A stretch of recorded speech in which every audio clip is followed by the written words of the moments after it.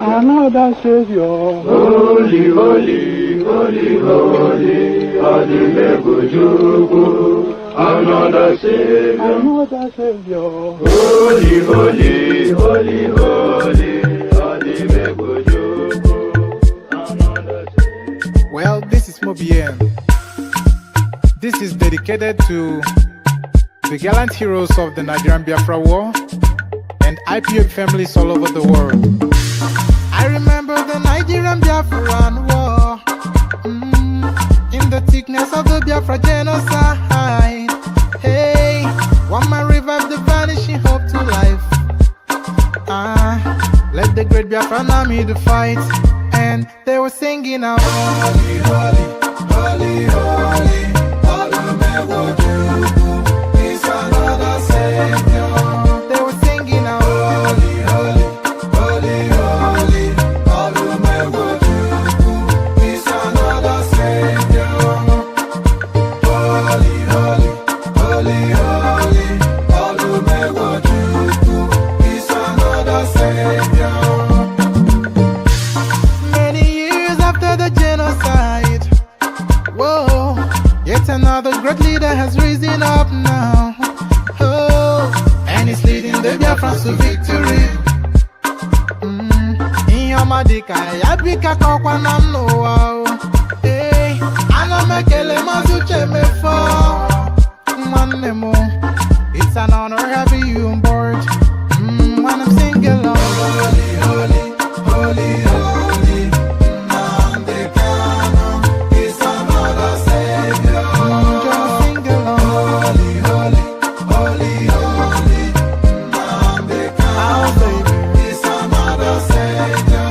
When I sing along, holy, holy, holy, holy, holy, holy, holy, holy, is another Savior. Get it moving right and get it moving faster now. Holy, holy, holy, holy, is another Savior. Holy, holy, get it moving right, moving faster, get the freedom. Is another Savior. Yeah, for freedom. Holy, holy, holy, holy, Nandekano is another Savior.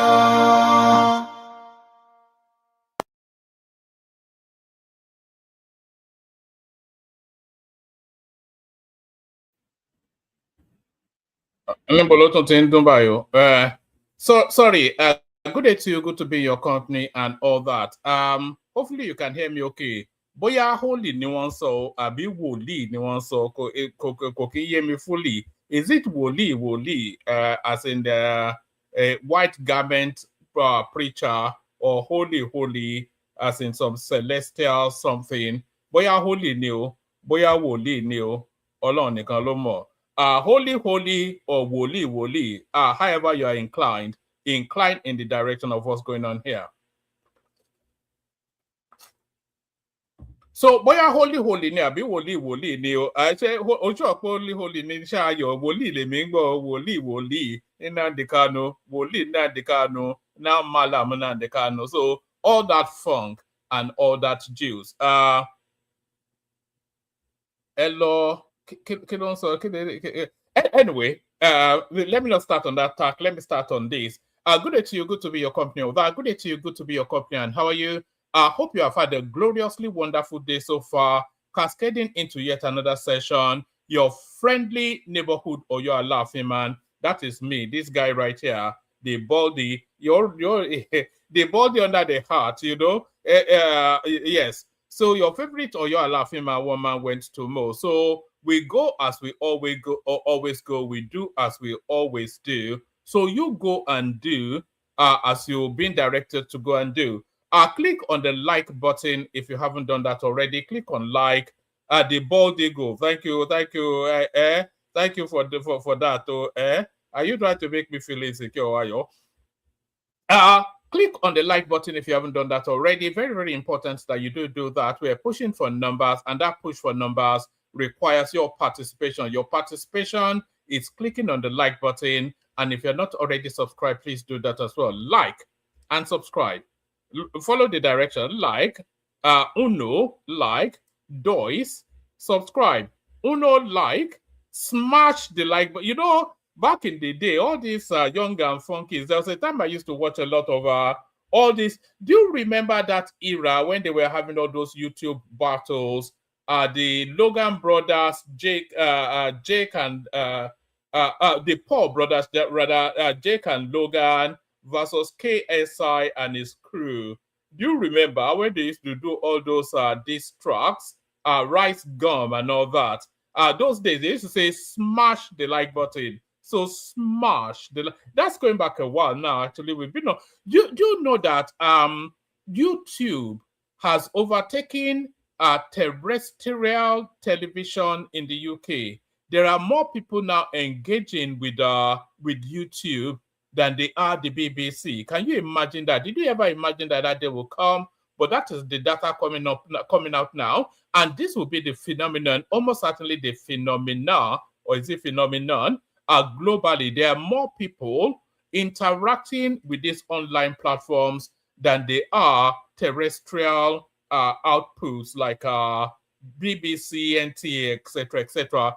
So there it is. Where the new normal now, where the mainstream, and I see it on one of the seminal positions within the Nigerian mainstream arena.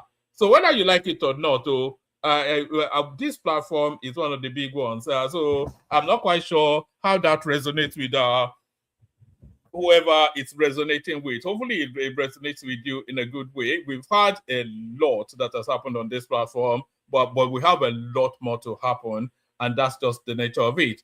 Good day to you. Good to be and be part of it then by the like and the subscribe. So that's the persuasion then for you to be part of the inner caucus, and what your entree, your golden ticket, your ticket to ride is your likes and your subscription. So charge up those numbers and smash the like button, and make sure you're subscribed as well. Like and subscribe. So yes, like, subscribe. Click on the hyperlink that says StreamYard if you want to come and join me on the screen. I'll post that link again, so it's immediate to hand. So click on this link right here if you want to come and join me on the screen. So click on that. Share the links as widely as you can. I'm not sure that's sufficient enough. We're not seeing numbers to suggest that sufficient enough people share these links, share this platform. So if you are not in the habit of sharing, make sure don't hoard it. Don't keep the platform to yourself as your own personal dirty little secret. You know, don't treat the platform like a side chick. You know, treat it like, I don't know where I'm going with that. You know, these things just pop into my head, and I say there in the fingers crossed that it doesn't come across offensive and it coheres in whatever form of logical way. But all that I'm saying is that you should make sure that you are liking and you're subscribing. Like and subscribe. And then if you want to come and join me on the screen, as I said, click on that hyperlink that says StreamYard. It brings you into a studio space. Soon as I finish delivering the body of the talking points, I'll let you onto the screen, engage you in conversation. Nothing complex, nothing complicated. It's as easy as wiping your behind. As easy as wiping. Am I in a funky mood today? I suspect I may be in a funky mood today, you know. It's as easy as wiping your behind. So a lot ever and forever going on within the Nigerian political space. And for all that goes on, you get the news here first, and you get the best analysis here as well. You already know the main protagonists of these platforms. Even the people that are on assignment, like Ogbeni, etc., they're still in the background. They will come forward later. So if you want the best on the button sort of analysis of the going on, because rarely do we ever get it wrong on this platform. Very, very rarely, because it's a dispassionate analysis and an assessment of what is going on. There's no emoting. We don't really care. We care for the betterment of the country. I think I can speak on behalf of the platform when I say that we care for the betterment of the country. And that is why a lot of the analysis is data-led, fact-led, dispassionate, and a true assessment of the state of play. So that's what we do here. You know, It's no BS, no frills. What is what is it? Do they say? But it's a no BS sort of a space. So if you are not interested, if you want an unfiltered, am I coming across? Yes, let me position like that. You see, I'm streaming simultaneously to two different spaces, so I have to align myself so I'm visible reasonably on both spaces. So I've got two split screens on my device right here, and I'm making sure that I'm in full alignment on both of them. So all that. What was I saying? All that. No spins. Thank you. Thank you for your intellect. I was looking for that exact phrase. It's a no spin zone. No spin.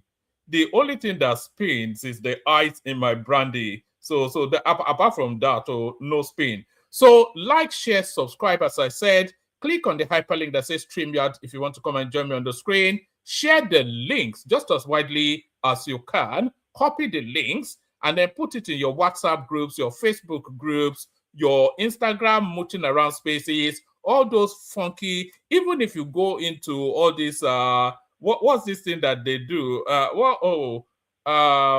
What's that thing where the girls go naked all the time?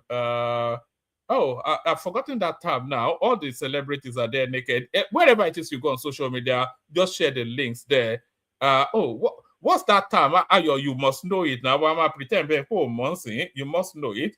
Not on censored platform. There's GoFundMe. It's not GoFundMe. Oh goodness me. OnlyFans, yes. Put it on your OnlyFans spaces. Well done. I wonder how you know that. You shouldn't be knowing that now. A good choir boy like you. So all those things. So we're going through a whole raft of all sorts. As ever, forever the case, we always go through a whole raft of all sorts.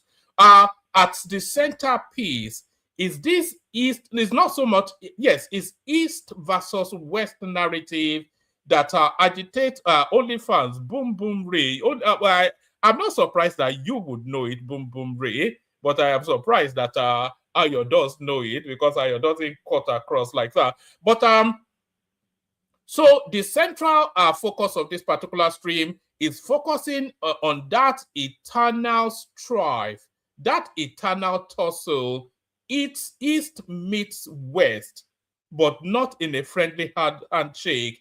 That essentially the summary of the Nigerian experience. East meets West, but not in a friendly handshake. So now there's now a convergence, a meshing together of that East meets West narrative with one of the some of the sparkling personalities from the East now crossing over into a sort of a West. Anyway, it will all flesh out together. We're speaking essentially about Obi Kubana and Chief Priest aligning with the Tinubu narrative. So they have declared their support for Tinubu and the whole of the East. They've gone agog, but not in a dancing, pleasant way. They're throwing bricks, but are they right to throw bricks? So we go into all of that. So we're still very much in the era in that space of Remi Tinubu in America, and she said something fairly funky, which seems to be agitating the space somewhat. It says Muslims are more than Christians in Nigeria. Remi Tinubu justifies husband's Muslim ticket. So that is how the headline presents it. But I'm pretty certain that wasn't how she expressed it, wherever that expression was taken. So we'll be looking at that and all that. So we'll be looking at this one as well. We may discuss this, but certainly this is going to be the headline for tomorrow's session. So now Peter Obi has threatened now that if he's not made president, that blood will flow on the streets of Nigeria. In fact, let me show you the headline. Peter Obi has made the threat now that if they don't make him president, then blood will flow on the streets of Nigeria. Maybe we start it with that one. So there it is. Yes, so that's Peter Obi right there making threats. It says, let me remove this. 2027, anyone who refuses 2027, anyone who refuses to count our votes we will count him along. This is Peter Obi. So there is no ambiguity in that headline right there. There is no mystery to it. And this is being put in quotation marks as well. You see this hyphenation there, and you see this other closing of hyphenation also there. And that tells you that these are direct words as he uttered them. 2027, anyone who refuses to count our votes, we will count him along, says your friend, Peter Obi. So that's a direct threat right there that the 2027 elections will be extremely violent. So hopefully the DSS has clipped this particular utterance, and they will keep it in their archives to see how the post-election plays out. 2027, anyone who refuses to count our votes, we will count him along, says Peter Obi. All right. Former governor of Anambra State and 2023 presidential candidate Peter Obi has issued a warning that electoral officials who fail to count votes in the 2027 elections will face consequences. So what are those consequences? Counting them along means only one thing. No, I don't think anybody is too, there's no ambiguity in that. Let's see. Let me take it from the top again. Actually, this time I go at speed. 2027, anyone who refuses to count our votes, we will count him along, says Peter Obi. He spoke to a crowd in Akwa Ibom State, emphasizing the importance of voter participation and electoral accountability. Former governor of Anambra State and 2023 presidential candidate Peter Obi has issued a warning that electoral officials who fail to count votes in the 2027 elections will face consequences. He spoke to a crowd in Akwa Ibom State, emphasizing the importance of voter participation and electoral accountability. In the upcoming election in 2027, anyone who refuses to count our votes, and this is where the threat comes in, we will count the person join. What is your interpretation of that? Tell me if I'm being excessive. So that is a threat of electoral violence right there. So if you've ever wondered what a dog whistle is, that's a dog whistle right there. It's inviting its followership to create anarchy and violence if the elections don't go their way. In the upcoming election in 2027, anyone who refuses to count our votes, we will count the person join. Anybody who refused to count our votes in 2027, we will count him. So there it is right there. So there it is right there. The event concluded with calls for citizens and political actors to support credible and peaceful electoral process in 2027. Obi left the People's Democratic Party, PDP, after disagreement with so I think they're going through his history now. Obi left the People's Democratic Party, PDP, after disagreement with the party's nomination process ahead of the 2023 presidential elections. He subsequently joined the Labour Party and contested the 2023 presidential race under its platform. His campaign drew widespread attention across Nigeria, especially amongst young voters, and was noted for its emphasis on transparency and accountability in the electoral process. Observers said Obi's experience in the 2023 elections has shaped his continued focus on electoral integrity and the proper counting of. So this is coming out of Sahara reporters. I'm not quite sure why they're backing Obi somewhat in the tone of this particular piece. Who wrote it actually? I bet you it's some Chinedu. Who wrote this? Let me see. Is the name of the author there? Where's the name of the author? Where's the name of the author? All right. His campaign drew widespread attention across Nigeria, especially among young voters, and was noted for its emphasis on transparency and accountability in the electoral process. Observers said Obi's experience in the 2023 elections has shaped his continued focus on electoral integrity and the proper counting of votes ahead of 2027. In December 2025, Obi formally joined the African Democratic Congress, ADC, signaling his continued involvement in national politics and his commitment to participating in future elections under a new party platform. So that's Peter Obi right there, issuing threats that that if he doesn't win the election, he go buy people. That's the only way to read that. There's nothing else to take from that. If you don't count our vote, we go count you join. This is what he said, though. But well, there'll be body bags on the street. Essentially, is what Kweteru is saying. Muslims are more than Christians in Nigeria. This is Remi Tinubu justifies husband's Muslim ticket. So this is, I think these are some of the outtakes from her American tour, and I suspect that the way she inflected that statement is not in relation to this headline at all, because this is coming out of our People's Gazette, a notoriously lying platform. They tell a lot of lies on People's Gazette.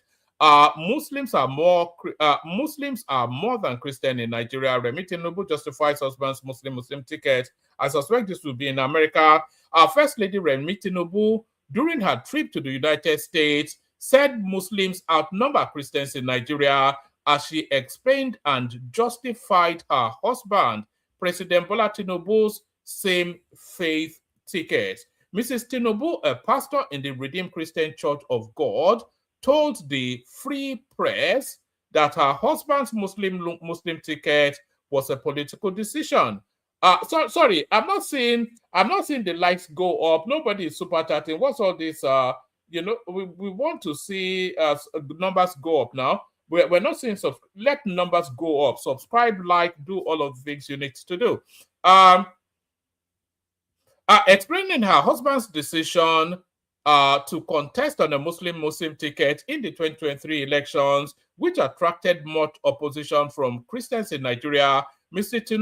Tinubu said someone from the southern part of the country cannot pick a Christian running mate but a Muslim. Let's face it, the Muslims are more than us, Mrs. Tinubu said. If a southerner wants to run for president, politics is a game of numbers. You have to pick another Muslim. You can't pick a Christian. So I think this already then answers the question if Tinubu is going to jettison Shetima, because if this is their political calculation, then it leaves no room for the jettisoning of our Shetima. So this essentially holds Shetima steady in that post. Let's face it, Muslims are more than us, Mrs. Tinubu said.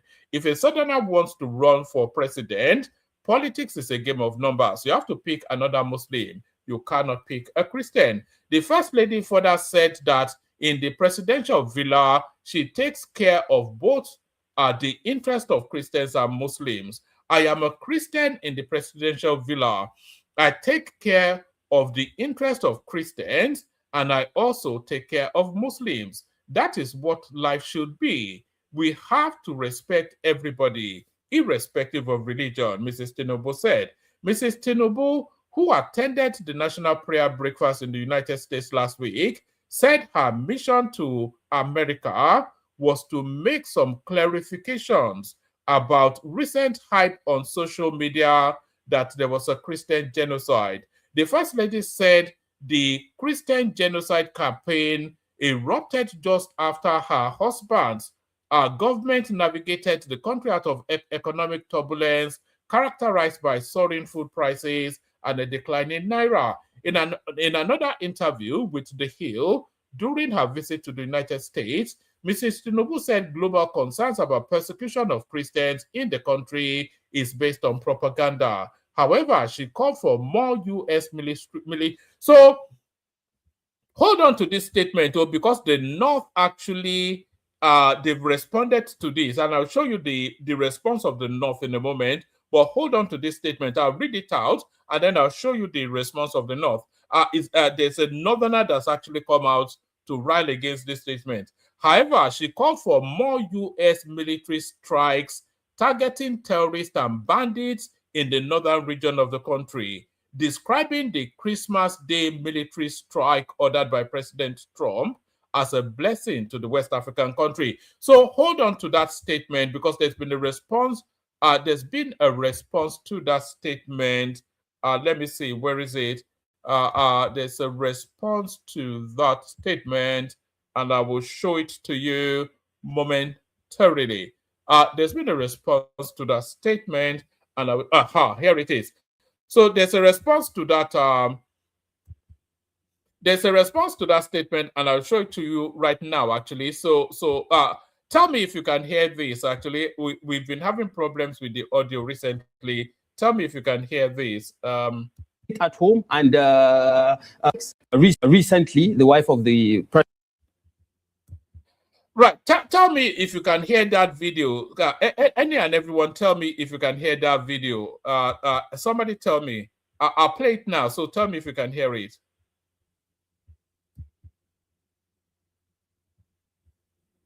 President, the first lady of the country, was in America, and she was calling for more American strikes in the northern. She specifically stated northern part of the country. She didn't call for strikes in the southeastern part of the country that are suffering from the IPOP and sit at home and issues of separation. All right. Thank you for letting me know. So now let me now start it from the beginning. So actually, let me take you to this paragraph again, and then I'll outline it. So this is what that guy is responding to. This is Remi Tinubu in America making this comment. So they were talking about she was there defending Nigeria, of course, in the United States. So this is the paragraph that guy is responding to. However, she called for more U.S. strikes targeting terrorists and bandits in the northern region of the country, describing the Christmas Day military strike ordered by President Tinubu as a blessing to the West African nation. So that was what she said in America, and this is how the Northerners are digesting it. Recently, the wife of the president, the first lady of the country, was in America, and she was calling for more American strikes in the northern. She specifically stated northern part of the country. She didn't call for strikes in the southeastern part of the country that are suffering from the IPOP and sit at home and issues of separation, agitations of separation, killings that are going on there. Think that it's fair to say that the North is a top priority when it comes to insecurity? The North is a top priority when it comes to insecurity, but it shouldn't be labeled as a crisis that is based on faith. Is there a chance Muslims that you are dying. misinterpreting the efforts as something that is targeting Muslims or North to destroy the region? Of course. It is a deliberate act. But where's the facts to support that? the fact. So that is how he is interpreting what Remi Tinubu said. So there it is right there. That's how complex Nigeria is, actually. I think we all understood the nuance of what Remi Tinubu was saying, but to the Northerner, they see her as their first lady inviting trouble and strife onto their region. So that is how they've chosen to interpret it. Wherever America in the past 20 years has conducted war, it's in Islamic countries. From Somalia to Yemen to Iraq to recently in Iran. Forgetting the fact that millions of Christians are killed in Palestine today. Millions and millions of Muslims are being killed over the years. The recent count in just the 2025 crisis between the Palestinians and the Israelis, 70,000 people dead. Americans are not focusing on that. The European countries are not focusing on that. So this brings out the hypocrisy in this in the southern hegemony in the context of people with certain faith being designated as certain people. So you're accusing the wife. You're accusing the wife of the president of what exactly? What did the first lady do? The first lady has called for attacks. The American government. She did not mention terrorists. Who do you think she wants to be but she attacked? did not mention terrorists. Quoting her word for word, quoting her word for word, she called for more strikes in the northern part of the country. That's quoting her word for word. And if you look at the narratives that are being sent out by certain media organizations in Nigeria here, you talk about Fulani herdsmen bandits. You don't talk about Igbo bandits. You label criminality and target to a certain faith. So does that guy have a point? Is the wider question. Does the speaker have a point? Does he have a point? Tell me in the comment section. You're saying it's delusional, but does he? Because if we look at what is going on in Nigeria at the moment, the volume of atrocities going on is of equi measure, if it's near in the same quantity as is going on in the southeast, as is coming from the north as well. we have to say that now. What is going on in the Southeast is nothing short of evil, and is equally evil what is going on in the North. So why is the agitation, why is the global outcry not equal measured to what is going on in the Southeast as well? And this is what this guy is accusing Remi Tinubu of. So tell me if you disagree or not, but broadly, I think he may well have a point. Or you target to a certain ethnicity is absolute profiling and is condemnable. This is what we need to desist from doing. We should call a criminal whatever his background of ethnicity, where his background of geography, where he comes from. A terrorist is a terrorist. A criminal is a criminal. There is no need demonizing so many other people, innocent people. I'm a Fulani man, back and forth.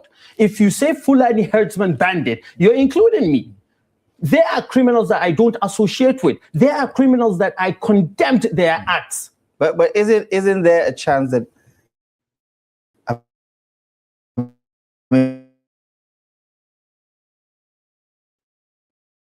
in the possibility that all the things you're saying could be a majority from the Fulani extraction? And there's nothing wrong with that. But if the bandits are from the Fulani extraction, then are you calling every Fulani man a bandit? Yeah, but that is the point that has not been made. All right, let me ask you another question. The majority of the people in ESN and IPOB are Igbos. We up till now have the tag of unknown gunmen. Why is it that we don't have the tag Igbo gunmen? I'm asking you that same question. I suppose you have to talk to the people who are using unknown gunmen. No. I'm asking you the same question because you asked me the same question, that the majority of the herdsmen, the bandits, are Fulanis. And what is wrong with associating the Fulani? I'm saying it's a fact that some of them are Fulani. It's also a fact that 100% of members of ESN and IPOB that are perpetrating the criminality in southeastern part of Nigeria are Igbo people. Why don't we label them as Igbo gunmen? Why don't we label them as Igbo? Why is the equalization important in your view? Why is the equalization The equalization is important in the sense that you will be able to understand the hypocrisy that is clouded in the narratives that is being sent to the outside world. Fortunately and unfortunately for the northern part of the country, it lacks the mouthpiece to express itself. Most of the media outlets that are dishing out news and news agendas for Nigeria, for Nigerians, to the outside world, are people that hardly even understand the northern. All right, I think we get the point that he's making. So, and is there some validity to that point? Is really the wider question. But I think we get the point that he's making. So now we go on from that to our main piece. So now we're still staying in the East, though, but we're changing tack somewhat, and we're now speaking to now the politics as it's being played. So there is a lot of different types of politics being played in Nigeria at the moment, and the best analogy is to describe that some people are playing chess and some people are playing checkers. Do you understand? So checkers is what we call draft in Nigeria. So in all within the same playing field. So the playing field being the political landscape, some people are playing chess and some people are playing checkers. Whereas Peter Obi is going around all these marketplaces, pricing corn, is it corn or groundnut? Pricing groundnut and trying to still do his man of the people, whatever it is that he imagines he's doing. Some people are actually putting structures in place that wins an election. So those structures in place, they wrap around so many hubs of activities. So the particular hub of activity that is being straddled by the president's son, Sheyi, is a movement called City Boy Movement. And within that City Boy Movement, this guy is gathering together, is caroling all of the yuppie players, all the young and funkies, and all the social personalities within the Nigerian space. And he has now gone deep into the East. I'm talking about Sheyi Tinubu and his City Boy Movement. And he has now gone now deep into the East to pick the price peaks of the social spaces in the East to wrap them around the Tinubu re-election movement. So what am I talking about? It's essentially gone and commissioned people like Obi Kubana, Kubana chief priest, etc., etc. So the story starts from here. So let's pick it up from here. You will hear no volume from this one. No, I've muted it because it has background music and I don't want to get copyright struck. But we'll start it off from here. So unmistakably, very recognizable right there. So that's Sheikh Tinubu, of course, shaking hands. The person that is shaking hands with is Obi Kubana. I think is this one the one they call Obi Kubana, and you can see that it started off, and then suddenly Obi Kubana is wearing a hat, and that is the city boy hat cap that Sheikh Tinubu is using to propel his campaign. So here is Sheikh Tinubu right here recruiting the golden fleeces from the eastern region. So there he is right there. And that's Kubana, chief priest, and all of that. So he's collected his dollars and he's now putting on the Tinubu re-election hat. So the story begins from there. So now let's now fast it forward to get a narration of what is going on. So we pick it up from here. Movement gains momentum as Kubana chief priest unveils 2026 buses. Hello everyone and welcome back to my channel. First, so you can see right there, this is Kubana chief priest. You can see the unmistakable logo right there. That's City Boy. This is not anywhere in Lagos, so this is not anywhere in Ogun State. This is somewhere in the East. So the City Boy campaign, the Tinubu campaign, being in this instance propelled by Kubana chief priest. what is the City Boy movement all about?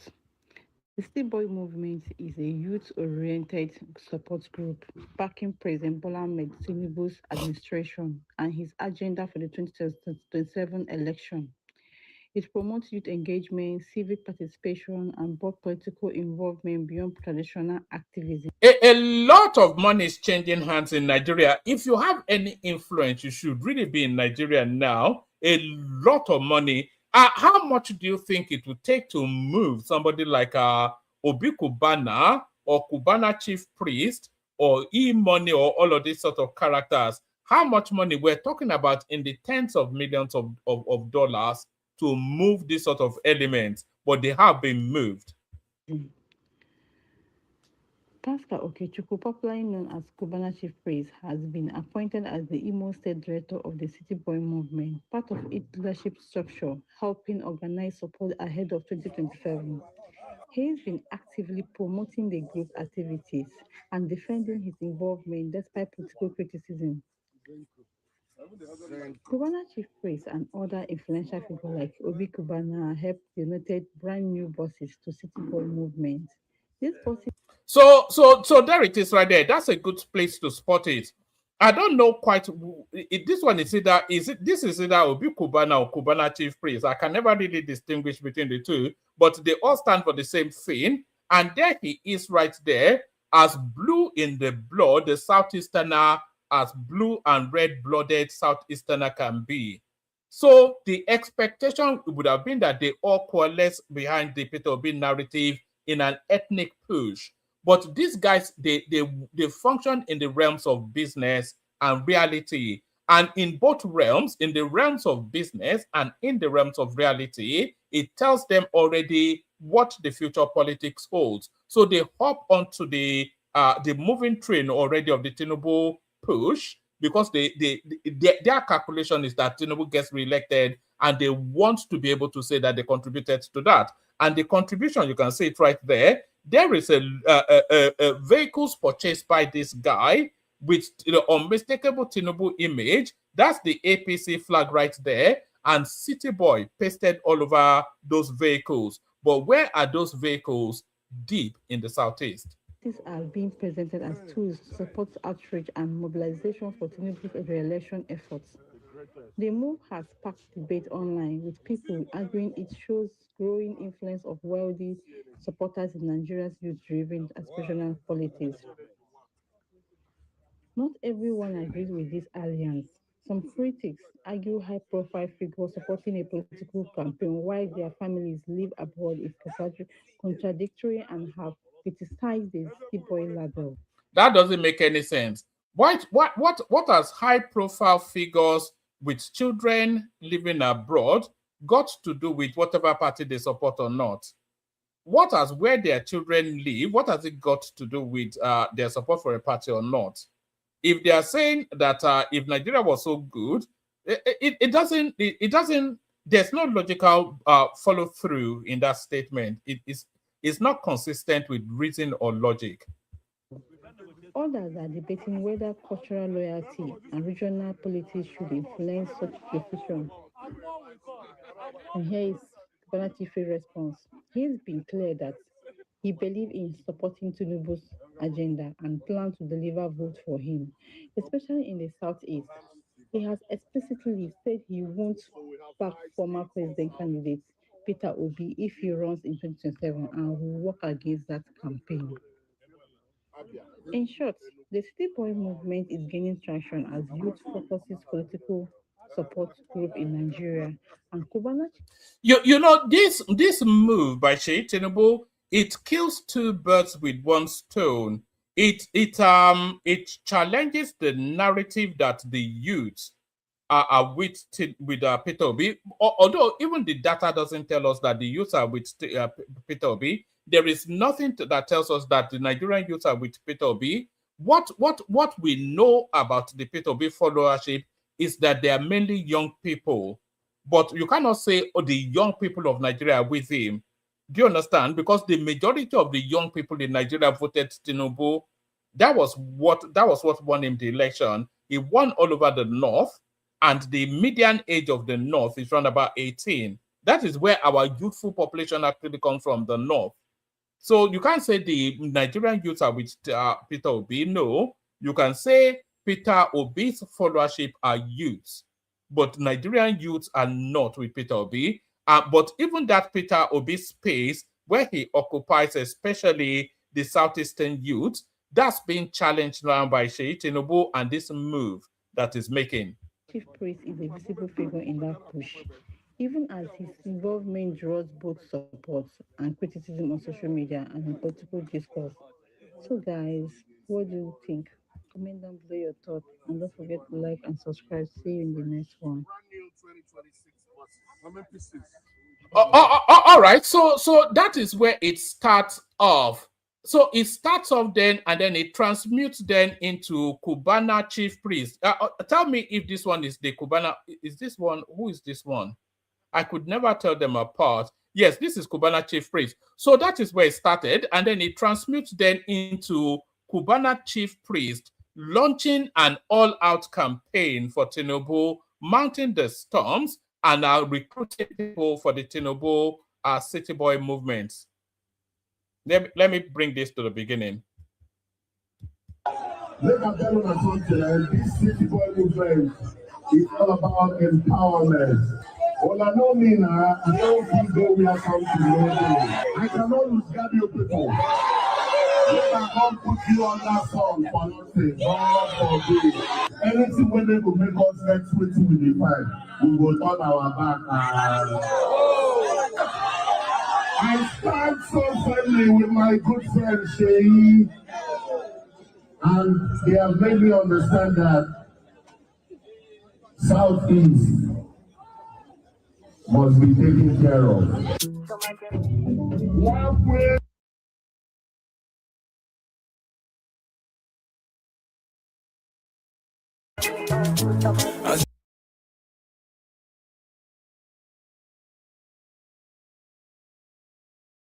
Make they understand say no be politics, so I won't come give you a receipt for that 300 people who I paid last year. And when I come,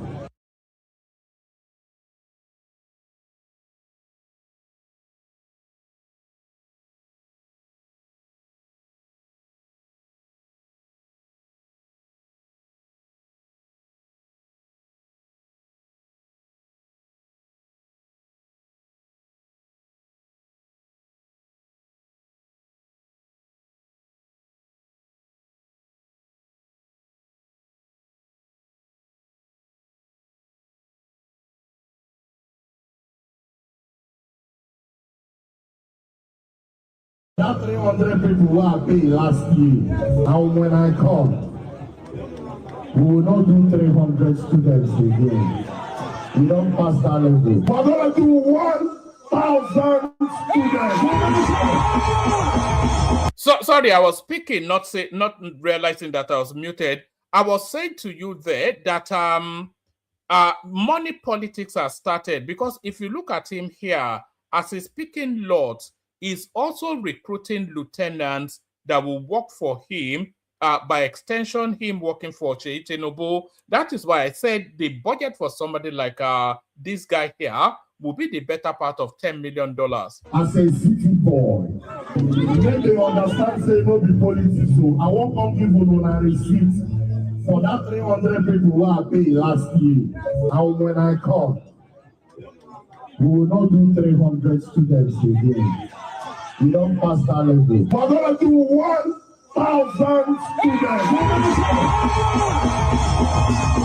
Give me that small. So did you hear that? He will be recruiting 1,000 students as his lieutenants in the Southeast. So that is why I said some people are playing chess in this election and some people are playing checkers. Now you will tell me when you want me to go.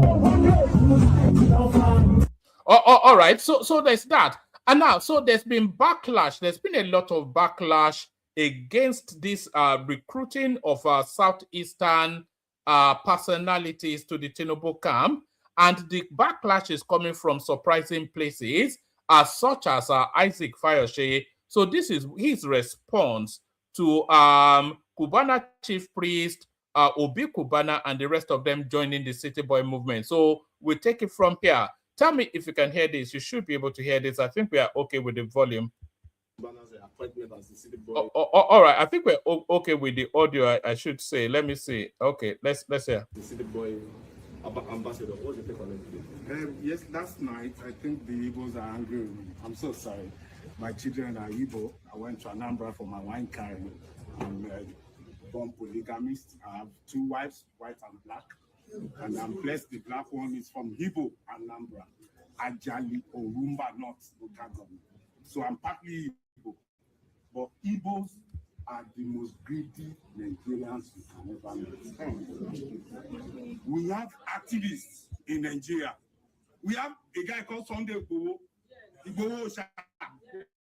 He's back home now. They want to give him 2,000.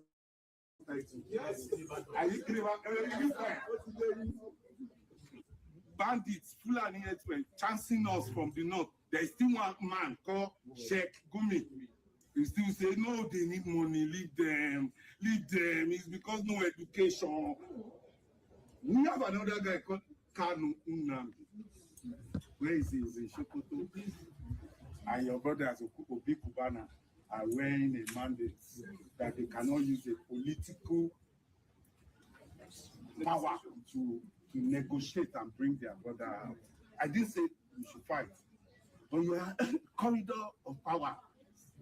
You give me this, I wear your car, you release my brothers. You see, and I don't know their source of wealth. You can trace my own wealth. I'm a billionaire. I'm worth 11 million pounds. You can chase it. I can tell you step to step. So, Cubana chief priest, I don't know how a barman had it. I really hate this the logic or lack thereof of what this Isaac Fayose is saying. I've heard a lot of people say it as well, that instead of these guys to be agitating for the release of Nnamdi Kanu, they are joining Remi Tinubu in a City Boy movement. So that's just stupid. That's just stupid. Obi Cubana is not a relative of Nnamdi Kanu now. He has not declared himself an IPOB. Cubana chief priest is not a member. Why did Dele Farotimi, why was he supporting Peter Obi without demanding the release of Sunday Igboho? There's no logic or consistency. There's no rhyme or reason. Makes no sense that that strap line that they should have negotiated the release of Nnamdi Kanu before they joined the City Boy movement. It makes no sense. And when you see the Igbos, they are used to Rolls Royce, fast, big life, build big house in their village. They won't go there. When they go, they will go and oppress the village. They will say, I had fun. They are oppressors. I'm richer than many of them. Or I'm very simple. I don't have police. I work alone. I'm with my brother today. I go anywhere alone. So you see, the moment you decide to be selfless, you'll be able to help others. Look at yesterday, we were protesting. Obi was there alone, the only Igbo man there. Other people are there, but his brothers, they don't collect cow. They are selfish. That's why they are marginalized, and they will continue like that. They are cheap to buy. If you want to buy cheap Nigeria, Igbo is number one. I'm sorry, forgive me.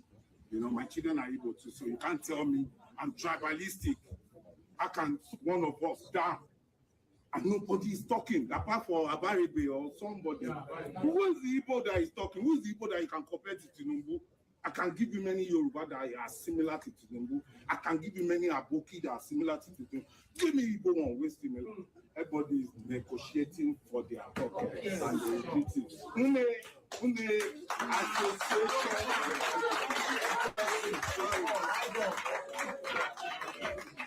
Wonderful. Honestly, I never knew. All right, so that's the backlash that those boys joining the city boy movement.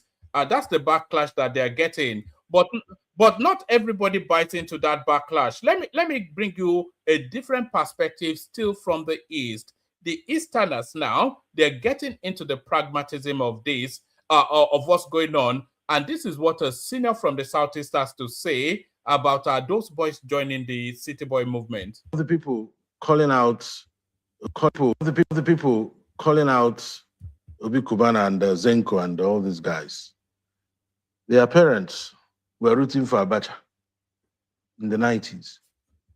People forget so easily. We've forgotten about youth earnestly asked for Abacha. If you were here in the 90s, you would know that that's how politics works. You must have support groups from all parts of the country. Our people must stop vilifying people for making a choice about their political stance. A lot of people I know want to join the city boy movement. And what is wrong with it? What is wrong with supporting a sitting president? What is wrong with some people from Southeast rooting to be connected to the center? What has Igbo and Southeast gained by isolating themselves? The people calling out Obi Kubana and Zen. All right. So what that guy is saying there, it actually resonates with some of our experiences on this platform as well. Southeasterners that don't, Zita being a good example, because she doesn't surrender to some parochial tribal narrative. Every other Southeasterner that comes on the platform, they come here to attack her, you know, because she's not hopping on some going to the middle of nowhere tribal narrative. So what that guy said is exactly the case. So let me play you one more clip to that Kubana chief priest etc. narrative, and then we go on to something else. Let me play you one last clip on that space. I'll play you this one. This is the perspective being debated on the TVC, Tinubu's platform. Sexualized. There's no other female lawmaker that has whistle-blown the way that Senator Natasha has and made serious allegations against a very powerful man. That is what sets her apart from the other women. I'm just giving you some context. Thank you so much. Yeah, sorry, before you go, talking about whistleblowing, I just told you about the whistles that were blown, and they were blown falsely. Thank you so much for your input, Ibrahim. Moving on into the world of social media, businessman and socialite Cubana chief priest and Isaac Fayose, the brother of the former Ekiti state governor, Ayodele Fayose, are now locked in a very public online feud. Now, this clash started after Fayose posted a video making some controversial remarks suggesting that some tribal groups are easy to buy with money and power. And these comments immediately sparked a lot of backlash online. Someone who stepped into the conversation was Cubana chief priest. He fired back and he defended his open association with the City Boy Movement, which is a political support group that's aligned with President Bola Tinubu's political base and his renewed hope messaging. Cubana chief priest argued that his support is business-driven, saying that as an employer of labor, he has to align with policies and leadership that protect his businesses and his staff. Cubana chief priest also challenged Isaac Fayoshe to a public business debate, questioning the source of his wealth and referencing his brother's years of political office, asking Isaac Fayoshe, what do you have to show for it? Well, Isaac Fayoshe has since responded, dismissing the celebrity businessman and questioning the legitimacy of Cubana chief priest's wealth. Here is part of that response. Cubana chief priest, what's your problem? Yeah, we are not on the same league. No, you can't compare day and night. You are a little boy. You just get money overnight, your head won't scatter. You they compare with your son. Say, my son, my wife, by the time we had it, okay, go and rest. Let's have a look at what you had to say about this on social media. Now, these might not be politicians, but they are very vocal voices in today's cultural climate. King Dave says, the difference between an owner and a guest is that the owner doesn't need to post the president on Instagram to feel powerful. Isaac Fayoshe is right. The desperation to show proximity to Aso Rock is exactly what little boy energy looks like. Stick to my tweets. King Banksy says, Isaac Fayoshe spoke pure truth. There are levels in life, and Cubana chief priest is nowhere near it. Loud lifestyle is not success. Clout is not class. Real power doesn't beg for attention. Day and night can never be compared. And King Dave also says, Isaac Fayoshe is playing a dangerous game of pedigree politics, and he's winning the optics war by reminding the public that he was hosting today's socialite mentors in his clubs decades ago. He's effectively calling Cubana chief priest a flash in the pan, bragging about your closeness to the president when talking to someone whose brother sat on the Council of State twice. It's peak guest behavior. It's the difference between having a seat at the table and just being allowed to take a selfie with the food. Very interesting dialogue here. And our team, like I said, they're not politicians, but these people have a lot of following and they're influencing social debates. Mr. Shomi, what do you make of this? A former brother to Governor Fayoshe and Cubana chief priest essentially saying who is more powerful and having a public pissing contest.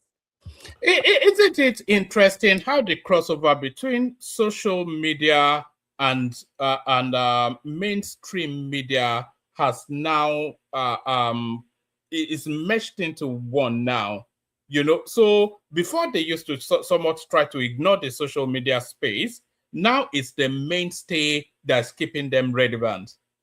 I think it's the controversy is absolutely unnecessary. In the first instance, I would have felt more comfortable with Isaac Fayoshe's comment if he had not made reference to some Igbo people, you know, they can be bought with money, easy to buy with money and stuff like that. You don't, you know, look at people from an ethnic prism. Why not look at them as human beings, whether you're a businessman or not? It's not about your ethnic origin.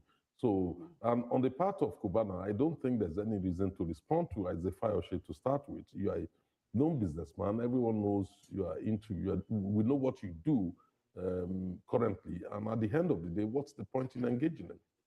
Like Shomi has said, Isaac was speaking facts, but the only problem I didn't like is that he generalized Igbos together, and you cannot do that because even in different ethnics, there are good people, there are bad people, whatsoever, you know, just put in it. So him saying Igbos, you know, they're greedy and all of that, I don't think that that was the right thing to say because we have Igbos that are doing well. But when we talk about, you know, Cubana, chief priest and all of that, these people are businessmen, and that's what we forget to understand. He is a businessman. Whoever he wants to align with that he feels will be best for his business, then he should do it. Everybody is looking for their interest, and that is what, you know, Cubana is doing. So I don't know the basis of the argument. I just wanted Cubana not to reply him because right now is a back and forth. And yesterday I was saying it, you know, what somebody wants, that's what the person wants. You should not put your opinion on somebody. He wants to do this, he's an adult, so be it.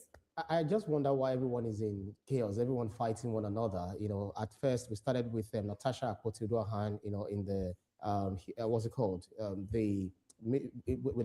All right, so that's the Cubana chief priest, etc. saga. So that's that saga right there. I'll send the link again. If anybody, in fact, the link is already there. So if anybody wants to come in. I'll play the Kegite music. We'll see what happens after that. Yes, let me send the link just one more time for just for the sake of it. So we play the Kegite music and then we see what happens after that. Only water, only water, where they see ma. Water,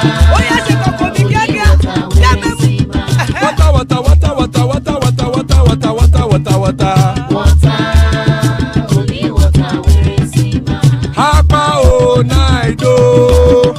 Hapa o naido.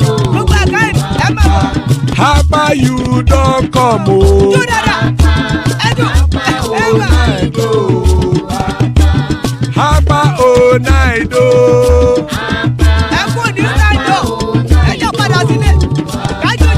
Oro kẹ̀kẹ́ ẹlẹ́mù yé o.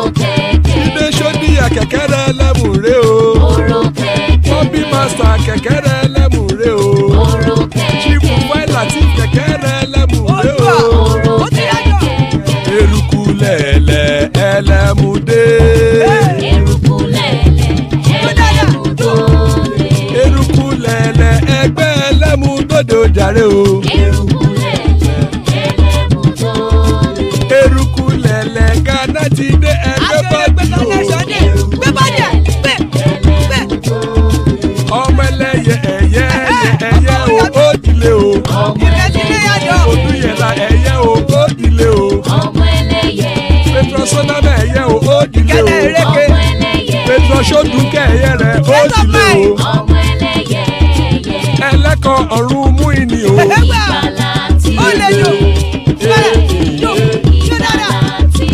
Àkùkọ ọ̀run méjìkọ.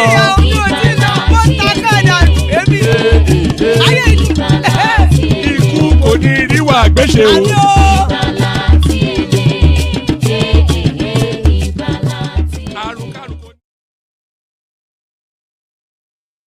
And there it is right there. Ikuko Niru Agbeshemi, death have nothing to do with us.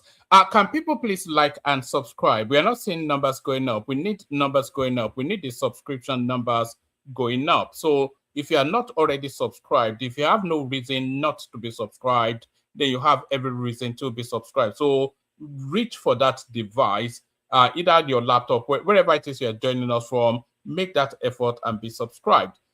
Push our numbers up. Let the subscription go up sharply, suddenly. Every single person listening to us now should be subscribed. So if you're not subscribed, then please subscribe. As you're joined by Baba, as we are joined by Baba and CW. So Baba and CW, so plenty of spaces still. Anybody that wants to hop on. Thank you for joining us, both of you. I'm not quite sure if CW is a lady or a gentleman, but thank you for joining us, nevertheless, both of you. So it's only three of us. So let's start the conversation, kick it off. Let's start it off actually with Baba. So Baba, our floor is yours. So what are you making of this saga? It's been going on under the underbelly. I've been seeing it here and there, but I thought we'll bring it forward today. They have every right to associate politically as they choose, but apparently not. What are you making of this? Are we describing it as a drama, a saga? Yes, woman. Thank you. This CW, is it new on the platform? One man, can you hear me? Yeah. Do you want us to go to CW first? Yeah, let's hear him.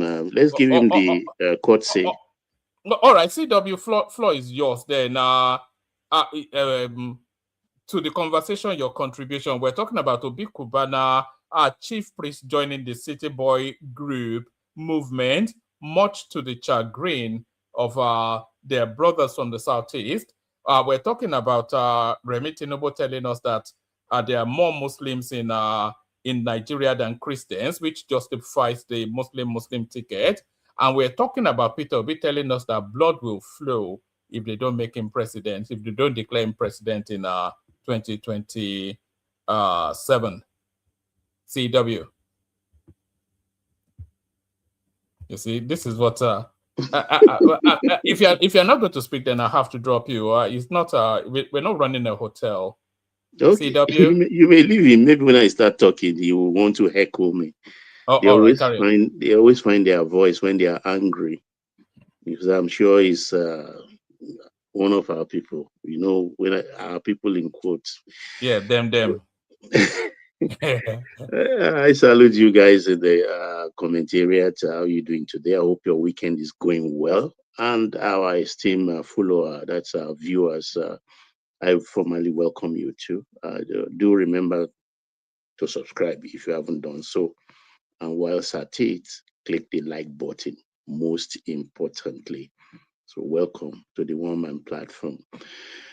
Let me start by revisiting again the El Rufai just briefly.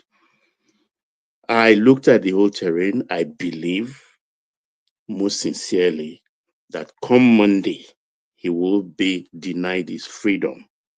That's what I believe. I'll be so disappointed if that didn't happen.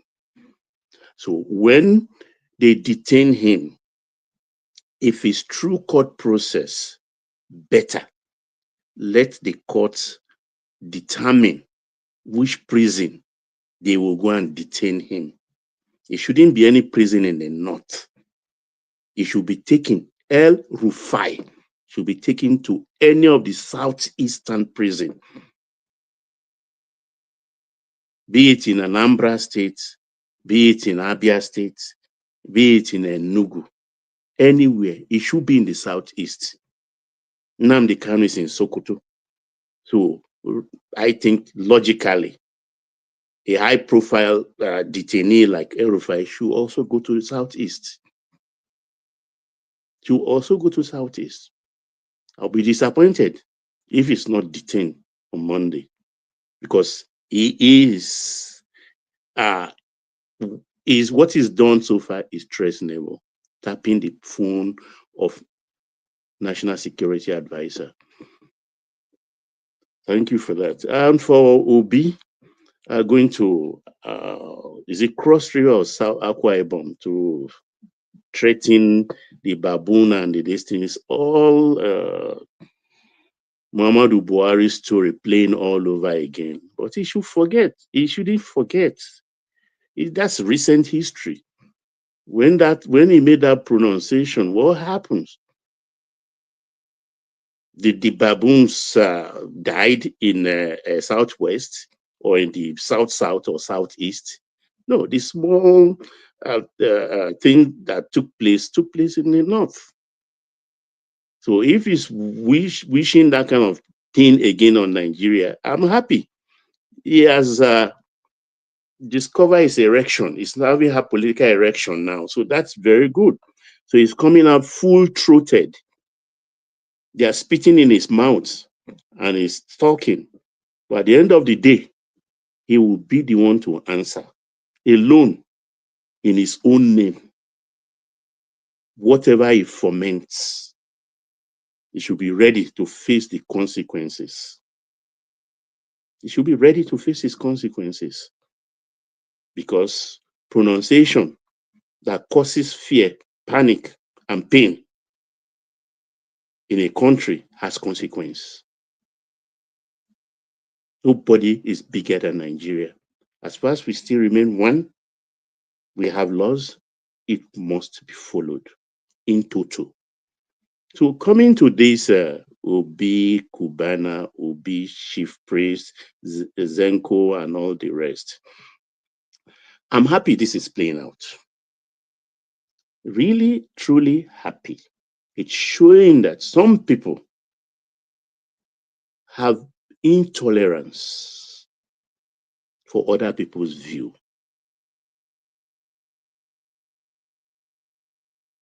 They have the height is it can be measured, because I start to wonder that if perchance El Rufai in Harais TV, if he happens to be from the southeast and is so vocal against Obi, I think he will have disappeared. They will have made him disappear. And we have so many Rufai in the southwest. Nobody's threatening them. People just leave them to their devices. People are tired of them. Say, oh, we know him for what he is. Let him continue to cry. let him continue to will.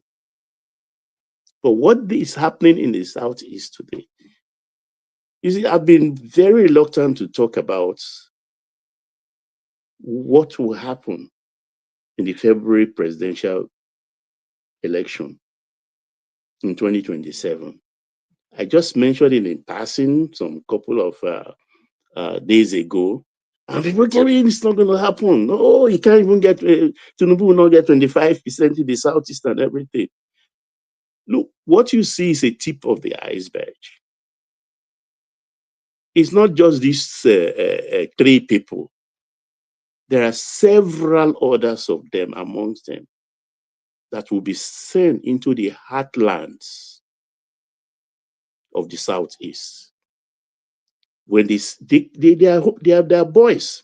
When they came to the Southwest in their flip-flop, in their short pants and t-shirts and nylon bag in their hands, they had nothing. They made good in the Southwest. So whether and invariably today, in the lexicon, even of the Southeast, they are success story. They celebrate them. So when they go back home to the nooks and cranny, to the heartlands of the East, they will welcome them. Like you can see the crowd. Even their so-called Obi cannot muster that crowd of youths in the Southeast, even though they will be boasting, yeah, no, Obi. We've seen Obi walk the street of Onitsha or the roads of Onitsha. He doesn't control that kind of crowd, except in major events, because when Obi, Peter IPOB Obi declared for ADC, he declared in a hall. He can't even put them in a stadium. I expected that declaration to be in a stadium. That's the only thing that can drive fear into Ashwaju. But he did it in a hall. I was so disappointed that also with all this erection he's having, these are the people he can command. So it's a nonsense that these young men will be well funded. Politics is about money. Anyway, if you don't have money, don't go into politics. There are things I can't just say openly or anything, but they are well funded. They are well funded. Have they, the ADC people or whatever, have they even bought the Atiku, the Waziri of Dubai? I think people donated the other time, I think 1-2 buses. I mean, that is ridiculous. Election is 12 months away and they are doing nothing. We don't even know what they are going to tell us, their policy, anything. They are just holding their hands. What they try to engage people in is mass hysteria. Mass hysteria by coming, oh, we want mandatory real-time transmission of results. Who does that? In what country? Because they know they are going to lose. Even that is the reason why El Rufai is going gaga, opening it. It's frustration. These are frustrated people. They've seen the handwriting on the wall. So their resort is to violence.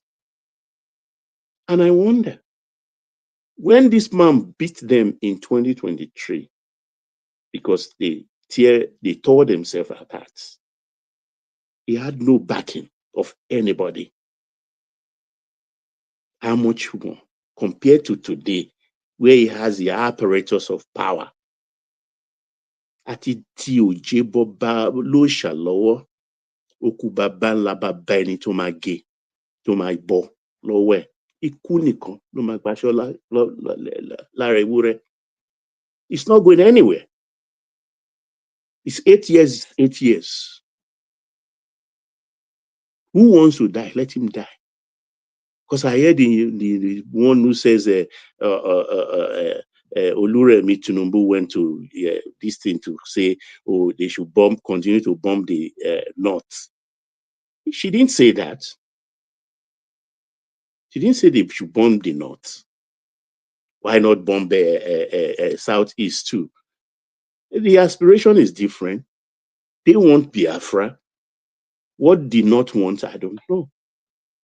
Maybe someone can educate me to tell me what he wants, other than destroying their territory and killing their people and reveling in it.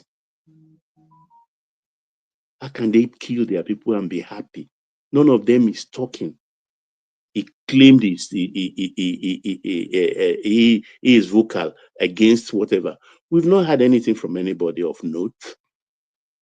Their most prominent icon, the Sultan of Sokoto, when did he come out to condemn all the killings in the north? When? The Southeast killing is talking about, has IPOP come to South to kill people? Has IPOP come to Southwest to kill people? They restricted all their agitation to their area. So why is he comparing IPOP with what is going on in the north?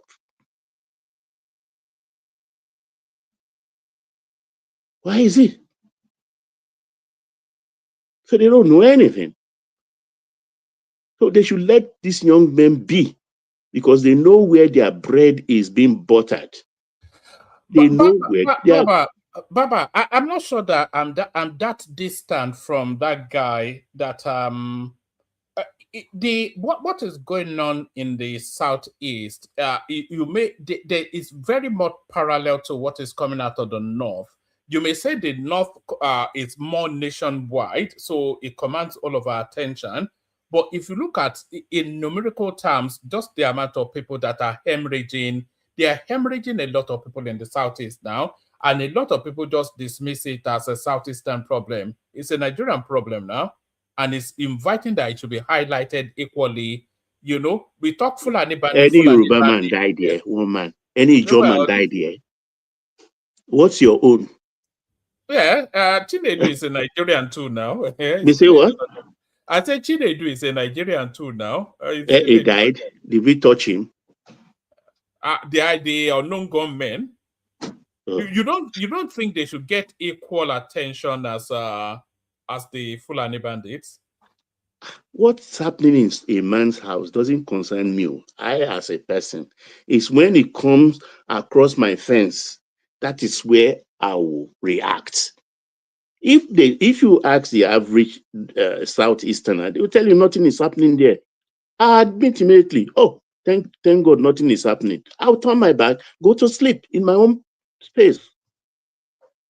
So if they say nothing, as far as they've not encroached, they've not killed an Ijaw man, Urobo man, or a Chekiri man, or a Soko man. They've not killed an Edo person. They've not killed a Yoruba person. So all we are hearing is stories, as far as I'm concerned. They've not crossed their boundary.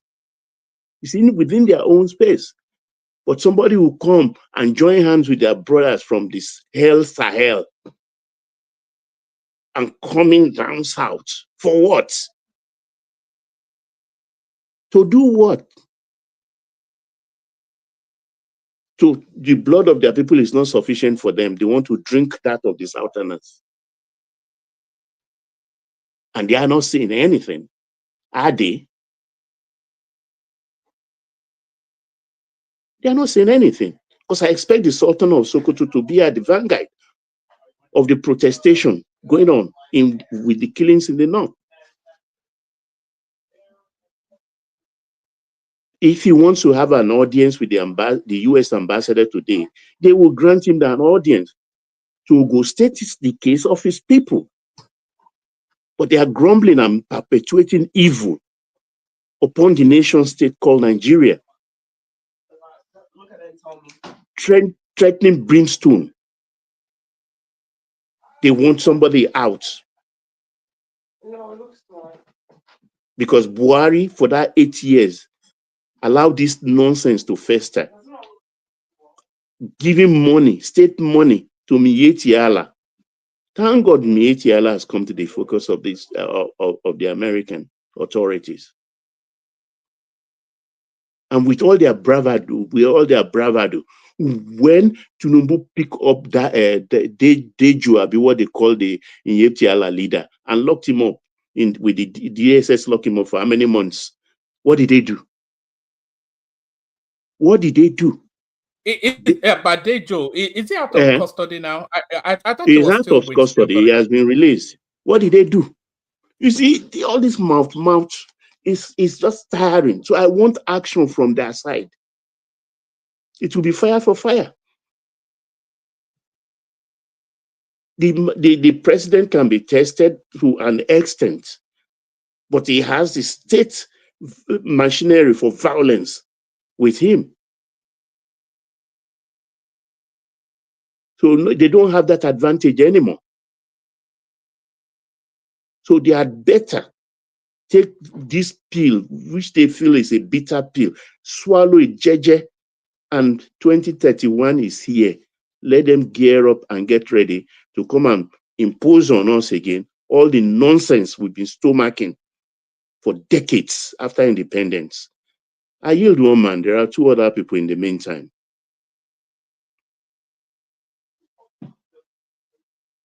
World Peace, are you there? Zita, are you there? Can anyone hear me? Can anyone? You go ahead. Go ahead, please.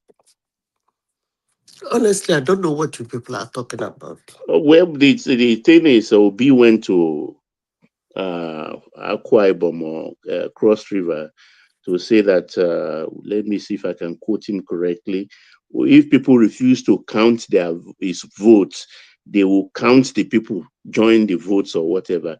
So he's invariably threatening baboon, the blood of baboon and things on the street, just in the mold of Buhari in the earlier part of this I don't century. understand. Please repeat it again. He said if they refuse to count his votes, the people who refuse to count his votes will be counted with the votes. So that means those people will be eliminated. Is that what that means? Of course. Maybe I'm not quoting it correctly. If one man is listening, I think he will quote it as the way he framed it. It wasn't Sahara Reporters. Yeah, let me give it to you, Zeta. So you get the full texture of it. It says anyone who refuses to count our votes will be we will count him along. This is what Peter Obi said. Let me quickly rush through it. It says former governor of Anambra State and 2023 presidential candidate Peter Obi has issued a warning that electoral officials who fail to count votes in the 2027 elections will face consequences. He spoke to a crowd in Akwa Ibom, emphasizing the importance of voter participation and electoral accountability. In the upcoming election in 2027, anybody who refuses to count our votes, we will count the person join. Anybody who refuses to count our votes in 2027, we will count him. The event concluded with calls for citizens and political actors to support a credible and peaceful electoral process in 2027. So that was what he said, and unmistakably are saying that they are going to, if the electoral officials refuse to count their votes, they will count that electoral official join. So I don't think there's too much ambiguity in what's being said there. I didn't understand it this way. Now that you read out what he said, I thought he said we will count the people, because somebody drew my attention to it earlier today. He said we will count the people. I was thinking it's a head count. You see, one man, we have a problem in the world. We actually do have a very big problem. And I will keep saying it because the media is doing a fantastic job in destroying the world. When I mean media, including this one we are in now. For some reason, The technology has amplified the propaganda and the lies going on in the world. The person that told me this thing, I don't listen to Obi anyway. You know me. Yeah. It wouldn't be somebody who would be saying something I will stand and worship said it. The person that told me this thing was one of his supporters, and he made it in a way that if they don't count the vote, they will count the people. Like they should do a head count. Like when you go to the polling unit, you count the number of, you know how they did election in those days, head count. That's the way the person presented it to me. And I asked the person a simple question: how are you people gonna do the head count? Because it's not only your party members will be standing on the line. So how would you know who is voting for you that you are going to do the head count? And the person couldn't explain that to me.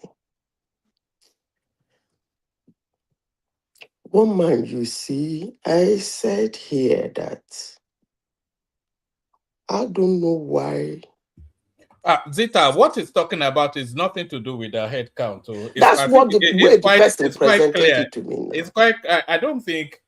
I mean, you don't even have to be clever at all. It's quite clear, and it's a dog whistle as well, because a lot of people that are not sophisticated enough to know that he was just trying to threaten the space, or they might literally carry out what he was whistling to them. That's the thing now. That's the danger he runs when he makes this sort of unguarded utterances. And it's good they are putting us on notice now. You see, woman, a lot is going on in Nigeria. A lot. You know, people do things and walk away from it.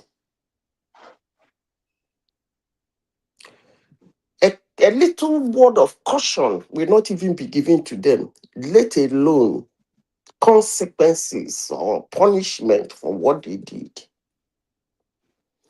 But some people will do something. It will be so loud, it will be so contempt. In fact, if care is not taken, it will take their head. Nnamdi Kanu, I said it here. I keep saying it. I don't know why he's still alive. If it is an APC member or Tinubu that made this comment now, the whole papers in Nigeria will carry it, including all the social media, all the look and crannies of the headless mob of ridiculous human beings who want to bring down the image of Nigeria to the ground. Which one is worse? When you see an opportunity, grab it and run away. Is that not what people said in 2023? Hello, I'm still asking. Yeah, he said grab it, snatch it. He said The the presidency is not going to anybody on a platter. The standards are different. It's not served a la That carte. is what I am saying now. Yes, Zita, But how was it presented? How was it presented? Up to today, they're still singing about it. They're still saying about it. But this guy just said this thing. How many headlines had he made? Page 50, page 50 on some random newspaper. That's okay. So you well, it is actually good because it's good because they are actually making him a persona non grata. It is good that they're not projecting what he said.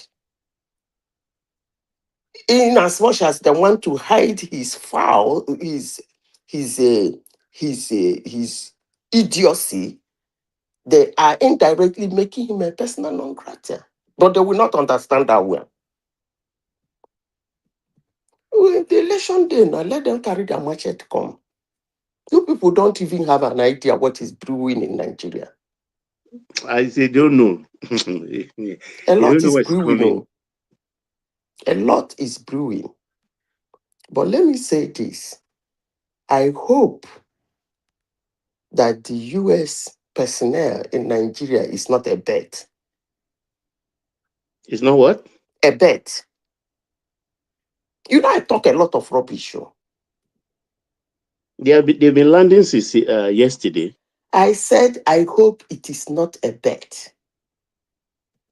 Because do you know why I said that, In Papa? what sense? In what sense? Go ahead. Tell me. You want to know, you are asking me what I mean by a bet. Eh? For the benefit of our people listening. No. A bet. You buy one of those Oyibo. Hi. All hell will be let loose in Nigeria, trust me. Put fire in there after the hell, not just hell. Hell fire. You see? It's like a bone you hang on the neck of a dog. He must not eat it. One man, a lot of bullshit is being said on planet Earth today through the media. And the unfortunate aspect of it is that some people are listening. And when they listen, they come out. They run with it. Today, if you open the YouTube, some of the people saying those things actually are AI image of those people. And they've perfected it. How many people in the world know that it's AI? And do you know why they're doing it? Because there is no law on AI yet.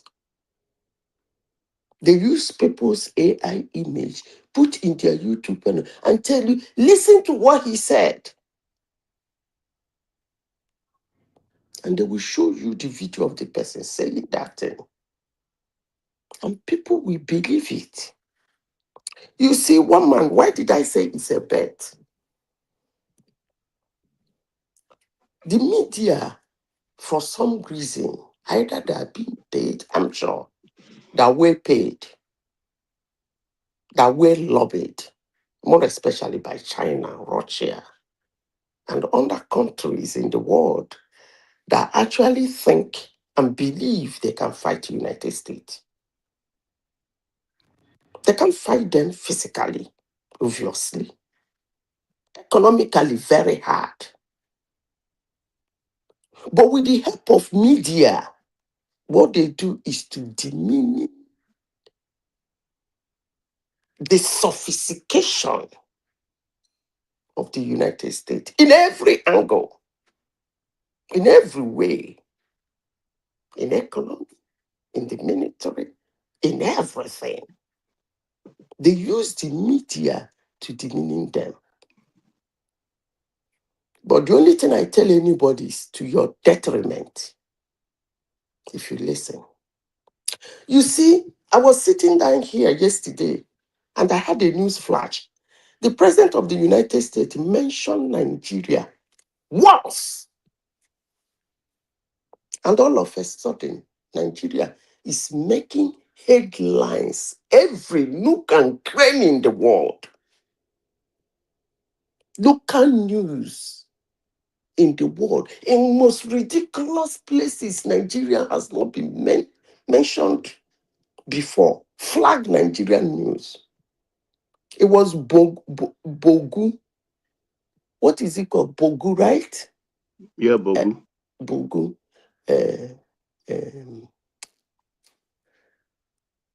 Jagbadan of Bogu, right? That's who he is, right? Yeah. There was an attack on Bogu Bogu is in yesterday. Niger State. Bogu is in Niger State. There was an attack in Bogu yesterday. Yeah. One man was saying it's every week. I say it's every three days now. If you see the way they were showing it, it's not an AI image. People actually in Nigeria are making those videos and selling it to the media. If you see how people were running for their life, I ask myself a simple question: is this my country? It's sad. Very, very sad. You know, Zita, what I still don't get is the objective of this whole exercise, because there's a great expense to what these bandits are It's doing. the same question I asked when I was saying that. Can anybody make it make sense to me? What are they looking to achieve? Okay. They must know they can't turn Nigeria to some Islamic state now. It's not going to happen. They must know that now. What exactly are they looking to achieve? You know, Okay. what's the... Do you know why you asked that question? It's because I'm not sure you know very much about jihadism. You see, when I tell people that the world and the Muslim nation don't like Israel and US, people will tell me, what are you talking about? What are you talking about? Can you say that I'm a Muslim? But Zita, that's widely known, and everybody knows that the Muslim nations don't like America and Israel now. Everybody. Do you know why? There's so many layers, but there's the religious perspective, because there's the theory that the Muslims want to create a global caliphate, and there's a push towards that. And then there's the religious tension of all the main religions wanting preeminence, and then there's also the ceding of Israel within their territory, which makes them uncomfortable. There's so many layers to it anyway, from my own. Let me tell you the reason. There might be other side of this weather is disturbing. There might be other side attraction. The main reason is that they are the only one that has paracetamol to their headache. You see, if you study jihadism or jihad, how they operate, they do not listen. They believe they can get what they want. They are very violent. They see nobody else as a human. And even the ones that are with them, if they try to show any sign of not being like them, they too are no longer humans. So when you are not a human in their eyes, it is very easy for them to buy you. And they are so forceful that they believe nothing can stop them. When I mean they are extremely violent, but they have only two people in the world that are more violent than they are: Israel and United States. They have headache, paracetamol for their headache. Those ones show no mercy to them. When I mean no mercy, they can clear a whole nation just to shut them down. Those ones do not tolerate extreme violence, neither do they bow to it. In fact, you anger them if you show that you can point a finger in their face. Those are the two nations on planet Earth that is stopping them from achieving their aim and doing what they want to do, when they want to do it, where they want to do it, and how they want to do it. Only two in the whole world. Only two nations And those two nations, they cannot do them anything rather than to use the media to fight them. If I tell you how much they spend in free Palestine, you will never believe it. You will No, they say, believe, you know, what? the ideology, what they believe, Zita, is that God, for a purpose, gave them the oil. So that is why that oil, in their thinking, the returns they get from it should be used to sponsor jihadism. That's their belief. That's why they are pumping money. Even Saudi Arabia, that is pretending that it's a clean society, or Qatar, I they will are the come ones to that pumping money. side. I will speak on those people because those people, they are not pretending. They are just being smart. If I tell you how many times a president of the United States told them that if you don't take time, you see those beautiful things you are building as tourism, we will blink it in a twinkle. Yeah, and they pay for that is their being fear. in Those safety ones are being every month. smart. Because that glass wall and chrome leather they built in Bahrain, in Qatar, in UAE, Saudi Arabia, they are Kuwait, they are scared themselves because they've created a monster. So they are feeding them with money. Because those things are easy targets with the drone technology these days. So that they are in safety today is because they are paying heavy price.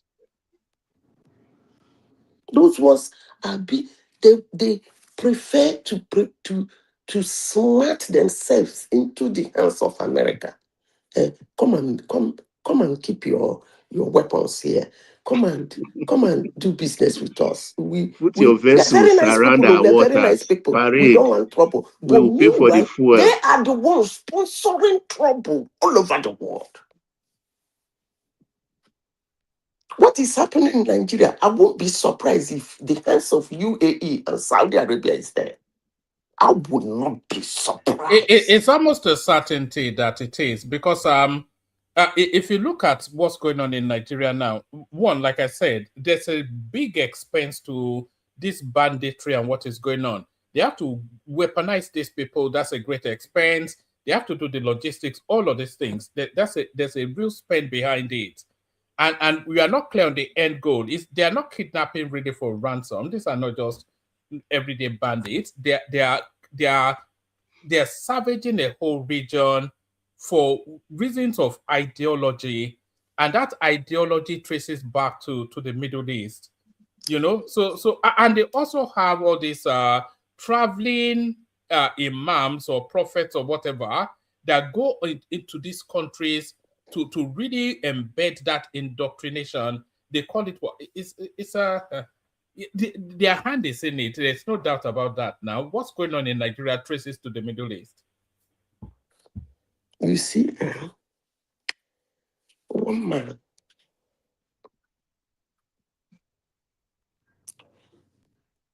it will take somebody who is what Igbo man called Azwanoka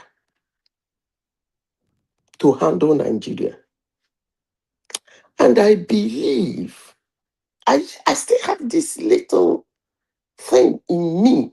I made a comment here as I started this speech. I said, jihadism, even if you are with them, what I mean by you are with them, like you are a Muslim, but you don't actually believe in what they are doing, you are in trouble too.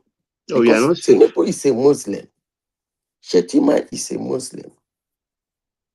This should be a time in Nigeria that Muslims should go about their normal business peacefully. Even expand by having little mosques in villages in Nigeria. Go to their mosque, worship, and go home. If there is any time they would have achieved that in Nigeria, is this period. But hell no. Why? Because Tinubu is not a jihadist. As long as that concerned, he's not a Muslim.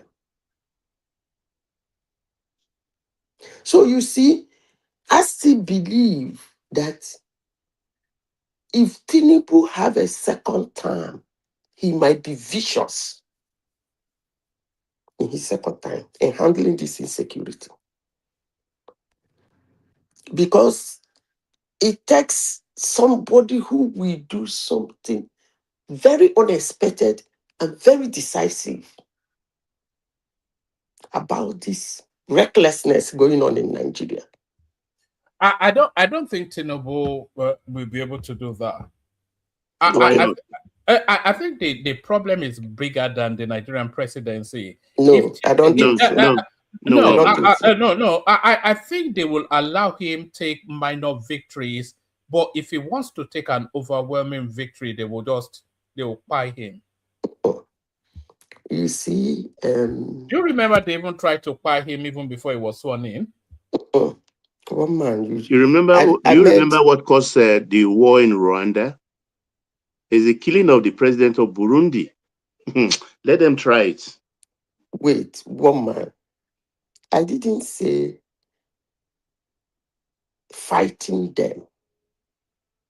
That's not what I said. I said something unexpected. Do you know that? Sorry, Zita. Do you know that the source of this extreme fundamentalism that we're seeing coming out of the north? Do you know that a lot of it is embedded in some of their most respected royal houses, from Kano to Sokoto and all over? Of course, I've said it several times here. Yes. So even to the extent of Emir of Ilorin is complicit. Of course it's complicit now. It's from the Sokoto stock now. So how do you move against those spaces? You will unleash an inferno that will consume you and everything in between. It's local government chairman that's in charge of them. Who gave them certificate? Who put the lawani on their head? One man, you don't know what is government to. You don't know what is government. You don't know what is government. If you know what is government, you won't be saying causing this go slow. You see. All right. Let me ask you this question. If there were credible reasons to effect it, can Tinubu effect the arrest of the Sultan of Sokoto? Why not? Why not? You must be joking. Let me tell you. Oh, recently the state governor didn't they try it? I think they suspend him or restrict him to the palace. Something happened. Name is on the table. El-Rufai's name is on the table. Let me tell you this, woman. As I said before, there is only 2 countries that in the world today that is protecting this planet Earth against them. Only 2 out of 100 and something, 200 and something countries in the world. It is only 2 that is protecting them. Now, let me tell you something. You see, these 2 countries have an antecedent.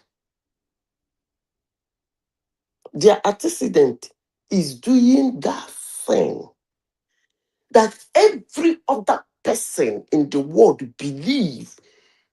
If you try it, the sky will come down. If you try it, the whole world will come against you. They're going to try it anyway. And the sky will not fall. We saw that in Venezuela. Thank you.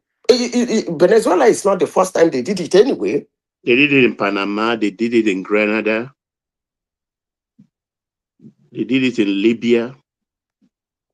You will say, how dare they? Is it people will come out in the media and screw trash? Even some Muslims today who hate America with a perfect record are still whining about Venezuela.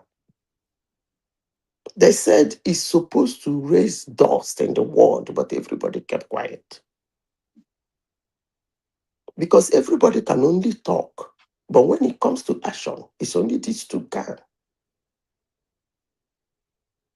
They will woto you. When I mean woto, they will woto. they will so deal with you that even the person that said they can't will say, and run under his bed. So don't say a sitting president can't. When you read the spiritualism hierarchy, after the creator is the government, that's one thing humans don't seem to understand. Let me repeat it again. If you After look at God, the na government now. hierarchy of And if spiritualism, it's only the kingdom of heaven, kingdom of God that runs on righteousness, the kingdom of earth runs on violence, and the violent take it by force. finish. You finish my submission. So don't say he can't. This one, America is coming in. As I said before, I talk a lot of rubbish. I hope it's not a bet. No, that's why Because they are going to meet their destruction, because these they will be people so that run, tempted. carry gun, Just people are let running. one official drop. You look at people who are shooting. Number one, even me, when they watch military do training, I can shoot better than them. They are not trained. They're not that cool. You can see that it's just somebody who pick a gun and want to act just to kill. And those kind of humans cause what they call reckless mayhem. They cause what I call mistake of the millennium. Because as they're running, jihadism want to show you they are extremely powerful and nobody can stop them. That is their ideology. And they do that and hit one American, boom. Tinubu will tell you I people, laugh. sorry, you, That I will be the cannot fight them beginning. all. I beg God, beg you now. I know they. But the consequences will consume Tinubu too now. The How? How? It goes just to prove what he's been suffering all these Listen, many let me tell you months. something. The only consequences that will consume him, if look at the history all over the world. I don't like history, but you people will understand me if I use the word history. But I prefer to use the word reference, because reference go to a reasonable, well-documented incident. But history might be told by an extremely liar. If you look at it all over the world, there is one mistake presidents of the world do. What mistake they make on these two nations I have mentioned? Every president that have had in contact, that came in contact with these two particular nations, Israel and United States, the mistake they always make is by threatening how they are going to deal with them. Some propagandists in the media will say to beef the confidence of their citizens. And I call that the most stupid mistake anybody can make. If you make references to countries they have dealt with, before they come in, watch and hear what their presidents say. He's poking his eyes into their nose. I will not tolerate. We are a sovereign nation. If you dare us, we will do this. We will not let you come in. And these two nations don't take it. They're going to come in anyway. And they're going to do their shit. Whether it's legally right, do you call it again? International Criminal Court, whatever. Right? Humanly right? Spiritually right? Not only Visibly spiritually, yes, right? And because everything not Zita, right, they're gonna do it anyway. you know, come middle of the year, things will take a new turn.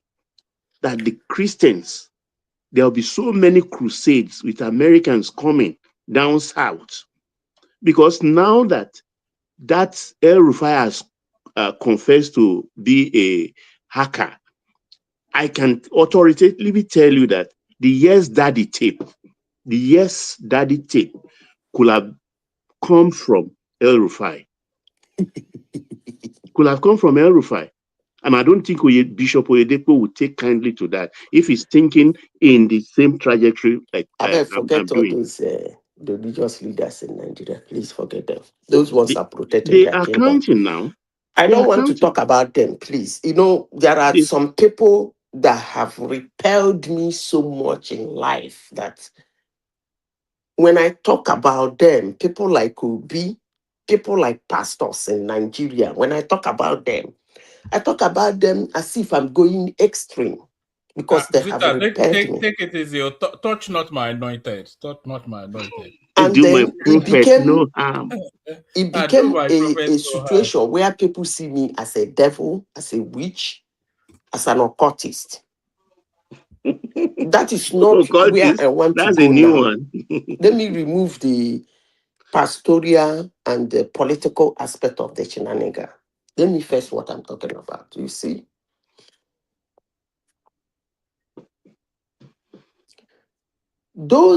I like the way Tinubu is handling America.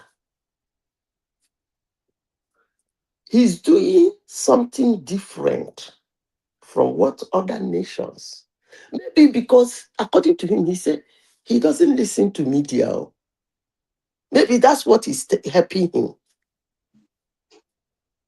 Because if one lunatic or several lunatics have come to several platforms, several media houses to say how Nigeria is a sovereign nation, Tinubu should kick their ass and ask who the heck and tell him how a dumb Donald Trump is. Actually, when I hear people say that, it marvels me. When they call Donald Trump a dumb, an idiot, it marvels me. My body shake. You know why? You know, Zita, just on that line, it marvels me as well when they say Buhari is dumb. This was a guy that was a head of state and then maneuvered himself back to become a civilian president. And you're telling us he's dumb. Apart from that, in a country as gifted with people as Nigeria, that guy rises to the top twice, and you're telling us he's dumb. Apart from that, some people will tell you that all he did, it wasn't him that did it. That it was what's that the name? It's evil. Buhari that I'm talking about is evil, yes, but dumb, no. No. It's not. They will tell you is what that his second that time. What's his name? I keep messing up with that man's name. His second. Idiagbo. They will tell you it's Idiagbo that did it. And then Why you was begin to wonder, I am your superior. I am your superior. If you think of any situation, we are in the office and you're superior, and you present a project to me, I ask you some few questions on the project, and you give me a clarification why that project should go on, and I sign it. And you go out and execute that project, and somebody will call me dumb. Come on now. But these are the things that the media, the propagandists, the liars of this planet Earth. You see, when they call Donald Trump an idiot, a buffoon, I begin to wonder, when am I going to be this kind of buffoon that maneuver finances to the extent I have skyscrapers in some places in the world? When am I going to be that idiot and that low IQ human? Money is not with idiots. Donald Trump is not an idiot, but there is nothing that compliments him even for. It's not a genius either. It's crafty. Hold on. It's sort of a Machiavellian sort of a character, and it's very narcissistic. It's probably singularly. It's in the top tier of narcissism globally, but it's not an idiot. But it's a nasty man, though. Okay, a woman, I will tell you, if the word you use can go to him, that means you are actually saying he's brilliant. No, I wouldn't extend that far. Okay, because for you to say, to say somebody is a narcissist, go and study about them. Narcissists are not born on a dull brain. Period. You see, the media and the liars and propagandas present some certain things as if it goes to the dumb, to the idiots.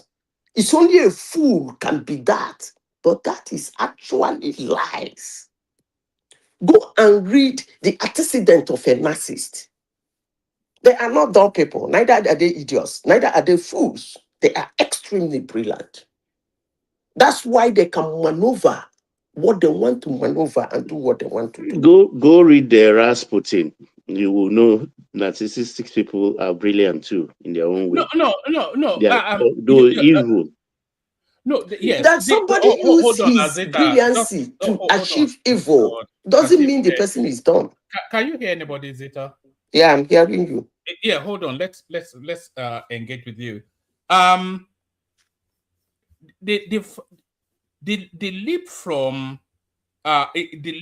idiot is not to, the fact that you are not an idiot, or there's several stages now to being a genius, or somebody like Trump is middle range clever. It's not spectacularly genius, but the narcissism narrows him down to singularities, and then he acts on that singularity with decisiveness.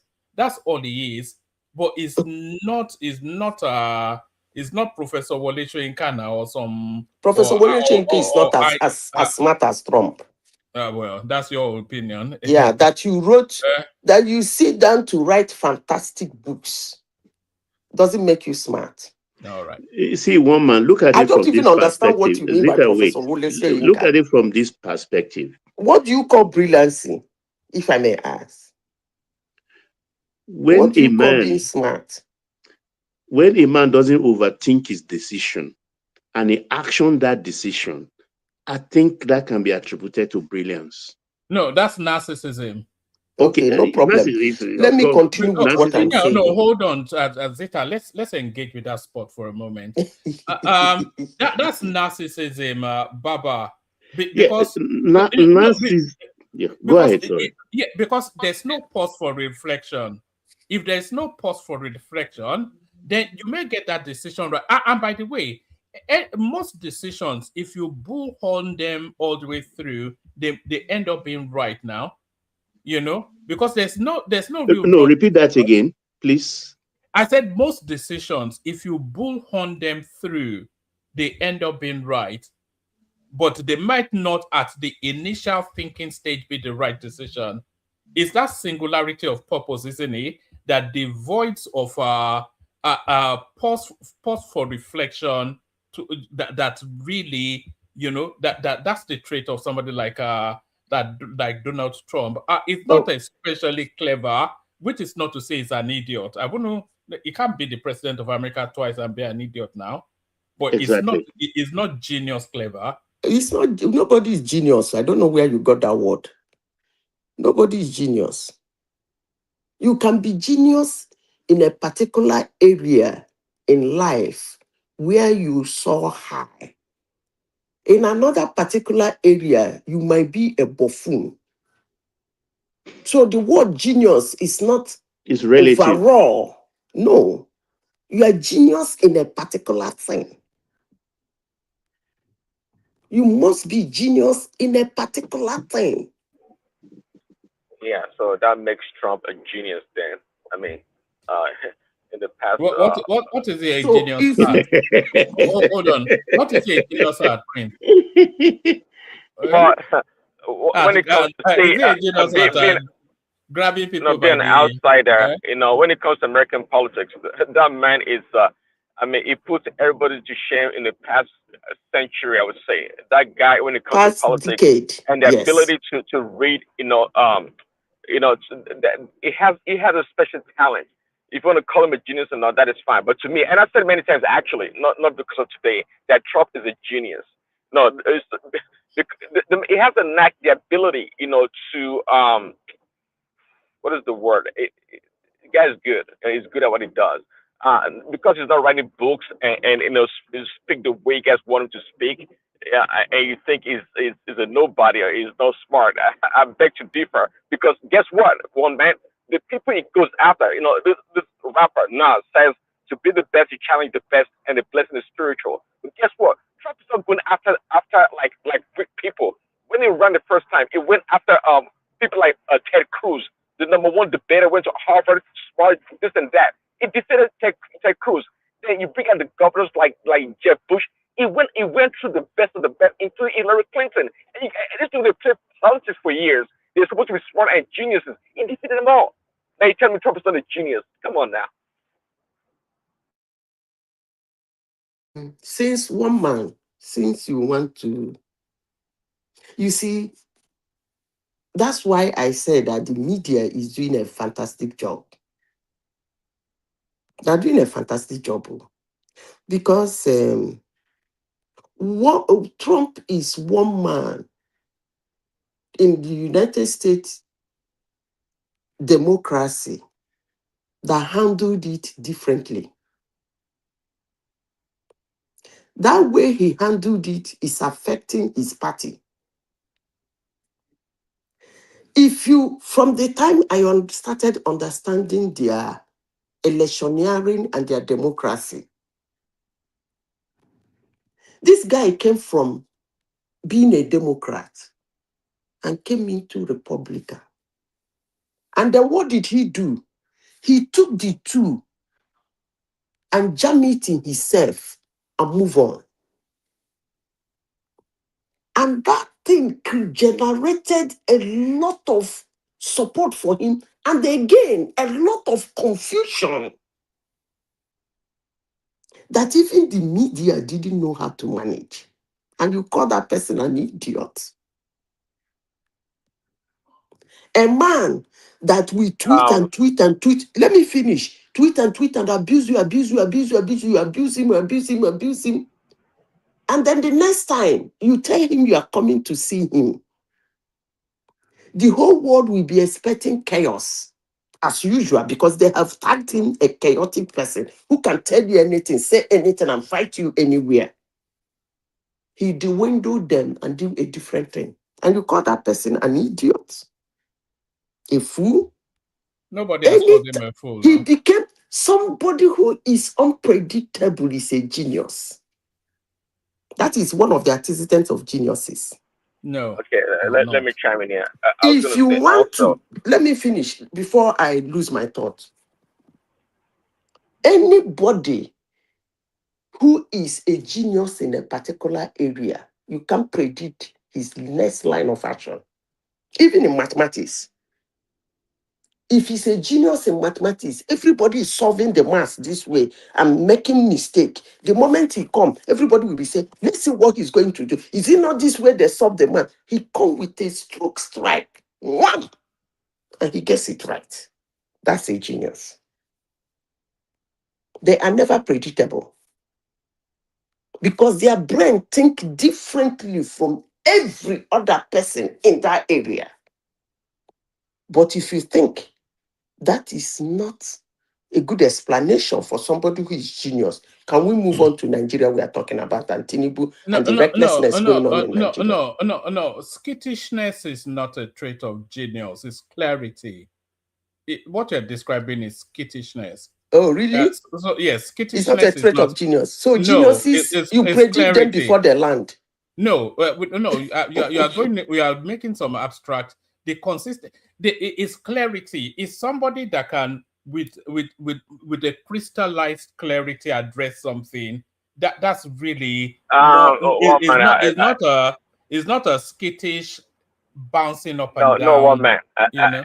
That's actually far. I mean, that's to me, that's not a hallmark or a trait of a genius. By the way, my foremost trait for a genius would be one that has great perception. Einstein had a lot of great perception. If you look at his work, how he came about, solving the problems, he had great perception beyond the books.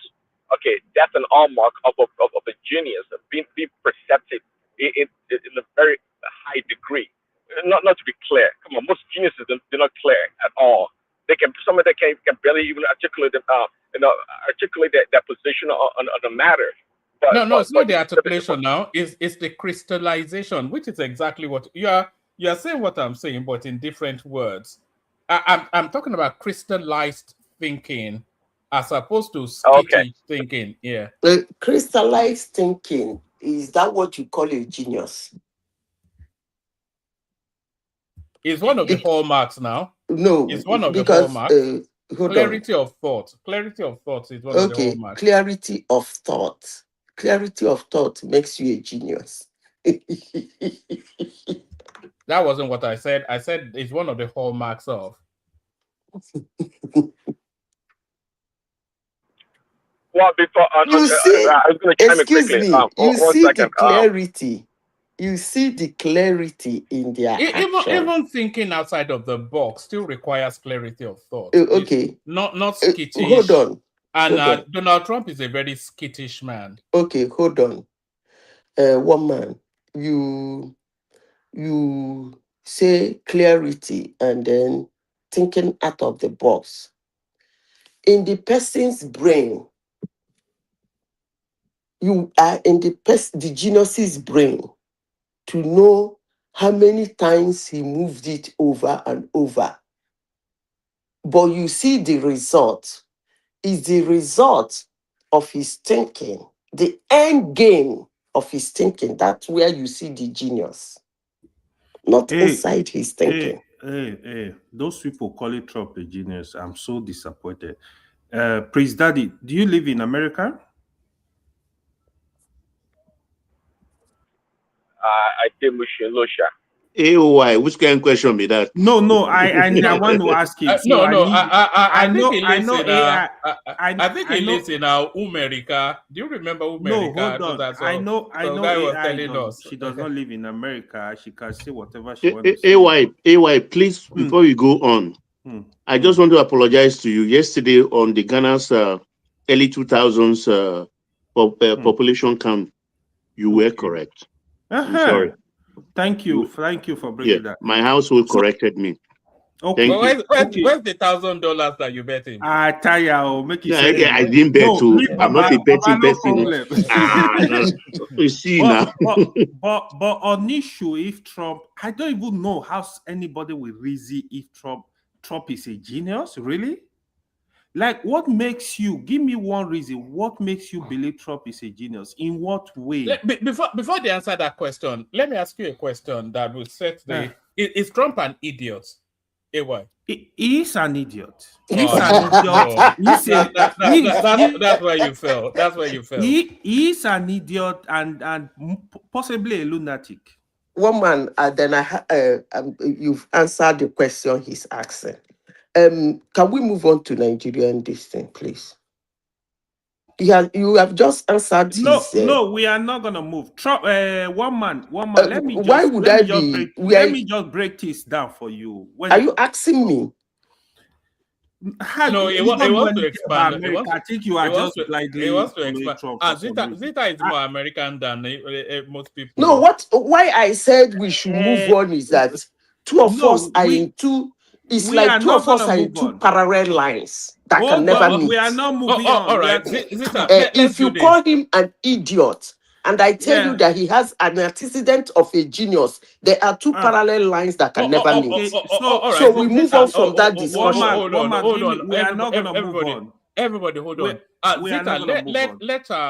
Zita, let AY expand on that, because I think he added a proviso. So let him expand to land us on that. Because you can't say Trump is an idiot anyway, because there's nothing to suggest that he is. Yes. Okay, so let me explain to you. So first of all, there is nothing in life Trump has achieved that will make him anything close to evil, an intelligent man. Nothing. So first of all, he got his wealth. He inherited his wealth from his father. One.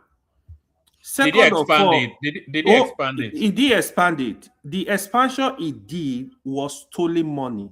So when you call Trump a genius and you refuse to call Hush Puppy a genius, then I will have problem with you. One man, you can fact check me as Hush Puppy is a genius. Hush Puppy is not an idiot, though. Wait now, wait one man. Wait one man. When you go fact check me, Trump, since they added over the wealth from his father, Trump has filed for bankruptcy up to 6 times in America. That is how he duped the system. That's not genius. It's just like say, oh, our Yahoo boys that are stealing people money in Nigeria, they are genius, people praise them. Genius in what? In what? In education? In what? Exactly. I mean, Trump is a rogue, man. Like, if you know people that have worked with Trump, what do you think the leaders in America, the past president, nobody want to associate with him? Even the Republican leaders, they avoid this guy. So let me come to economy. This 1 year Trump has been in government, go and check the American economy. People are easy to criticize other countries. Go and check what is going on with American economy right now. One man, I'll be back. The unemployment is on the high side. Not only that, the cost of, you hear him talking about tariff. What happened with tariff? That's why I was asking Prince Daddy, that is also called Trump genius, if he lives in America.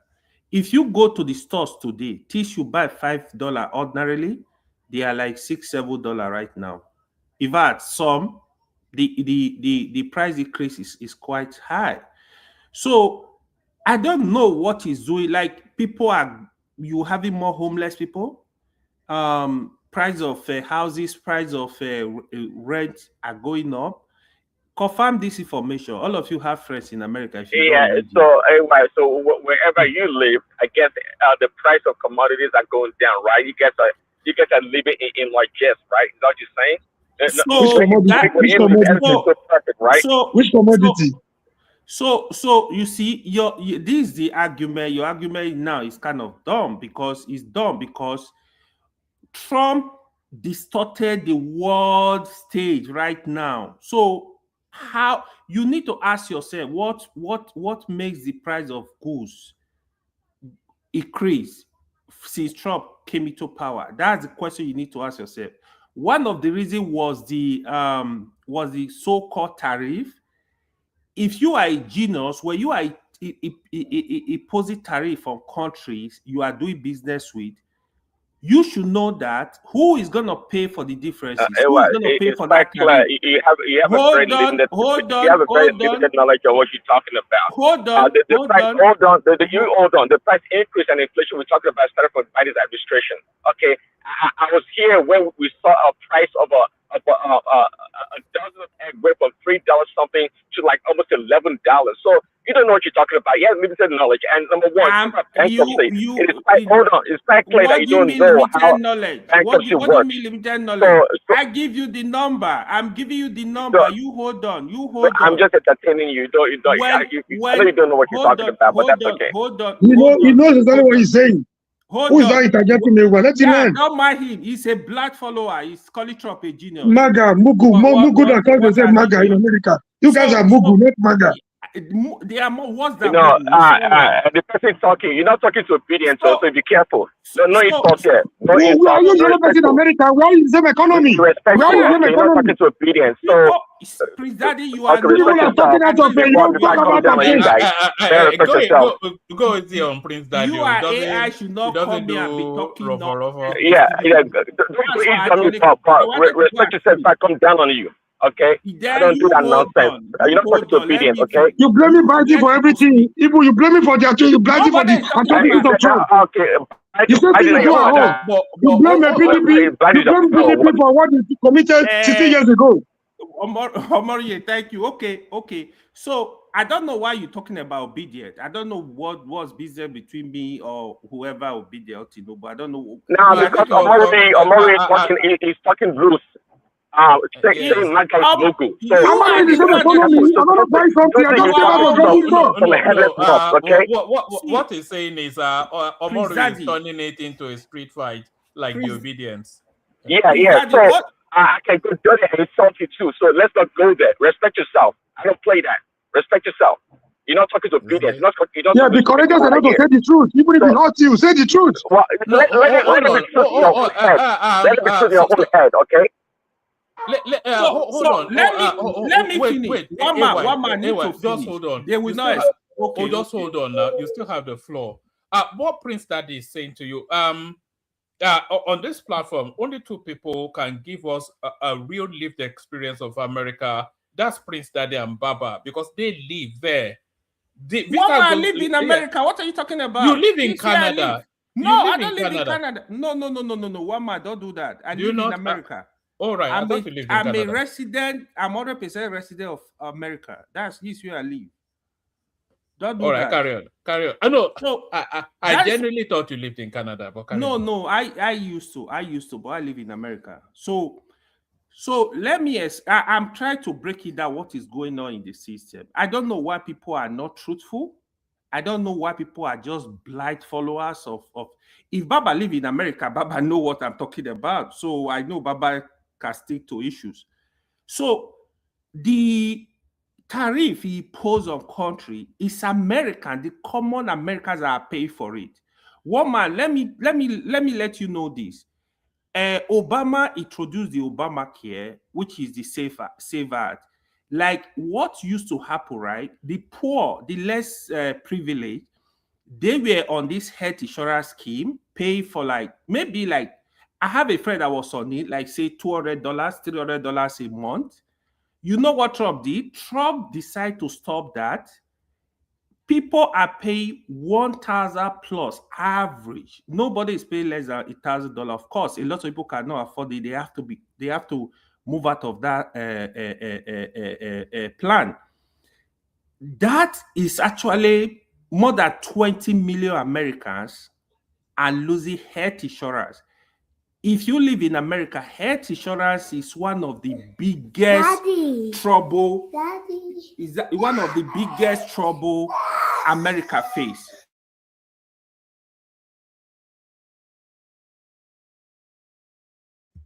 You say now you've been called out. Sorry, I'm almost trying to keep this. We don't want to listen to lecture about. You will talk. You will have your time. Just talk about Trump is a genius or not. You are not the one to lecture me or Baba about your lived experience in America. Trump is worse than an idiot. You can have your own perception Trump about is it. worse than a buffoon. Don't make it Is that a human being? Guy. You are entitled to your double opinion. It doesn't matter. I'm not following. Trump is worse than an idiot. Trump is worse than a buffoon. See. Is that a human being? The one that was insulting your governor the other day, and when enigmatically insulted you, took your personal. You want me to call my governor and then when you are quick to insult people, but when it insults you and your governor and your people, you take it personal. You want me to come and my governor be mindful of yourself and your mouth. I'm not like you. Prince Daddy, you will speak. You hold on. I need to explain to one man, because you guys are just lying to one man here. I needed to explain what is going on. You have to speak to this issue and speak here, right? So don't worry, we are here. So that health insurance is a mess right now. I don't want to talk to him about the immigration. People know what is going on with immigration all over the world, but whatever. I don't want to really speak about it. when it comes to the economy, like I rightly said, people are losing jobs. In January alone, over 109,000 Americans lost their job. Fact check me one man. This information, they are not hidden, they are online. You can Google it up, check ChatGPT as we speak. They will give you those information. So the system is tough right now. Things are not as rosy. If you understand the economy, for the Fed to cut interest rates like consecutively, that is a signal of a sick economy. From the last 3 Fed meetings, they've been cutting interest rate, except the one that was held in January. That was the one they kept interest rate the same. For the past 3 or 4 Fed meetings, they've been cutting interest rate. Interest rate cut is a sign of sick economy. If you don't know, that's just a basic economy. So Trump has not done anything that will even shows that he even Okay, I think okay, that's fine. You know, well, let me yeah. finish. He wanted. You take it too long, man. We don't have time for this nonsense. Come on. I mean, we heard you. The The notion that you say you have to judge it is fine. I mean, hold on now. Don't do that. Stop that nonsense. Wait, One AY. minute. AY, hold on, AY. Round it off in 2 minutes, and then Prince Daddy gets the right to reply. Omori can chime in. I think Mike wants to come into that conversation as well. Yeah, so 2 minutes. As long as they stick to fact. Let me tell you on the election. Right now, go also check this video online. Trump is scared already that he's going to lose the midterm. They have to do everything to win the midterm. He's scared already. I will tell you this. For the past, since middle of last year, all the elections that have been conducted, they conducted one in Virginia, New Jersey is a Democrat area. Even the last election, last couple of weeks ago, that was conducted in Texas, Republicans lost that election because of the madness of Trump. Listen, Texas is a pure Republican state. Democrat winning election there is as hard, it's very difficult. They just lost that election because of Donald Trump. So Orange Man bad. We got it. Orange Man is bad. It is the worst person in the world. That is fine. Let's move on. You hold on. Why are you aggressive? Hold on. So because he's spewing garbage. That's why. You know. Let's move on from it. If it's bad, Trump is bad. I don't care. I mean, even if he saw Jesus Christ, I wouldn't care. So I'm not sure exactly what you. All right. Is that the time I give to me? He's targeting me too much. All right. Wrap it up in 1 more minute, and then good. Wrap it up in a minute. But AY, you like to take too long to explain simple points. Sometimes just make your point. I know. It's just for answer some damn question. Like we have lectures. You don't need 2 minutes to make a point. You don't need 2 minutes to give long explanation. Just land the point. Okay, my guy. Okay. No, I'm not against your point, Shabo. I'm just trying to give you advice. Sometimes it takes too long to make simple points. Is this guy that I wish okay, no problem. So that election, Trump is actually scared of midterm as we speak, to the extent that he's looking for a way to cancel midterm in America. This guy does not obey. And you still call him an idiot. This guy does not obey laws. He's behaving like one African dictator. Even at when he was in power the first time, I said this to people: if Trump was an African leader, he will never leave power. He will never leave power. So people that think because he's doing dubious things, his intelligence, he's a genius, then they should praise people like Uganda president that have stayed in power for 40 years. They should start praising people all like right. president that have stayed in power. So that's enough. The conclusion of the matter is that if that is the conclusion of the matter is that all right. Thank you. All right. Prince Daddy respond. Omori chime in after Mike wants to come in as well. So Prince. One man. Well, there's nothing. Prince Daddy, just give me a second, please. One man. Yes. I have 2 responses. The first one is, I never knew in my whole life that it takes an idiot to dwindle people. That you must be an idiot for you to be able to dwindle people. The second one, the second one is the media is actually doing a fantastic job. They're doing a very fantastic job, as I said before. That you are using your smartness to do evil doesn't make you dumb. I'm beginning to see that most people believe that before you are a genius, you must have used it to do good. So you just call Trump an Igbo. Robber. That No, guys. Just let Prince Daddy respond, and an then armed robber that went to steal, planned his way, went for a successful game, and come back. That he did that successfully and smartly doesn't make him a dumb. He's smart. All right, Zita, let Prince have his say, and then I think Omori wants to come in as well. Prince.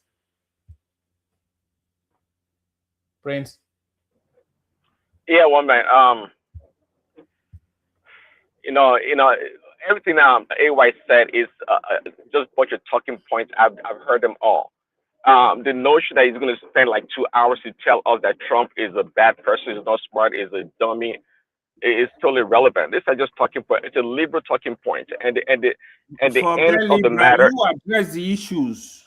And the end of the matter is that one man, there's a kind of what do you call it? There's a chronic disease in America.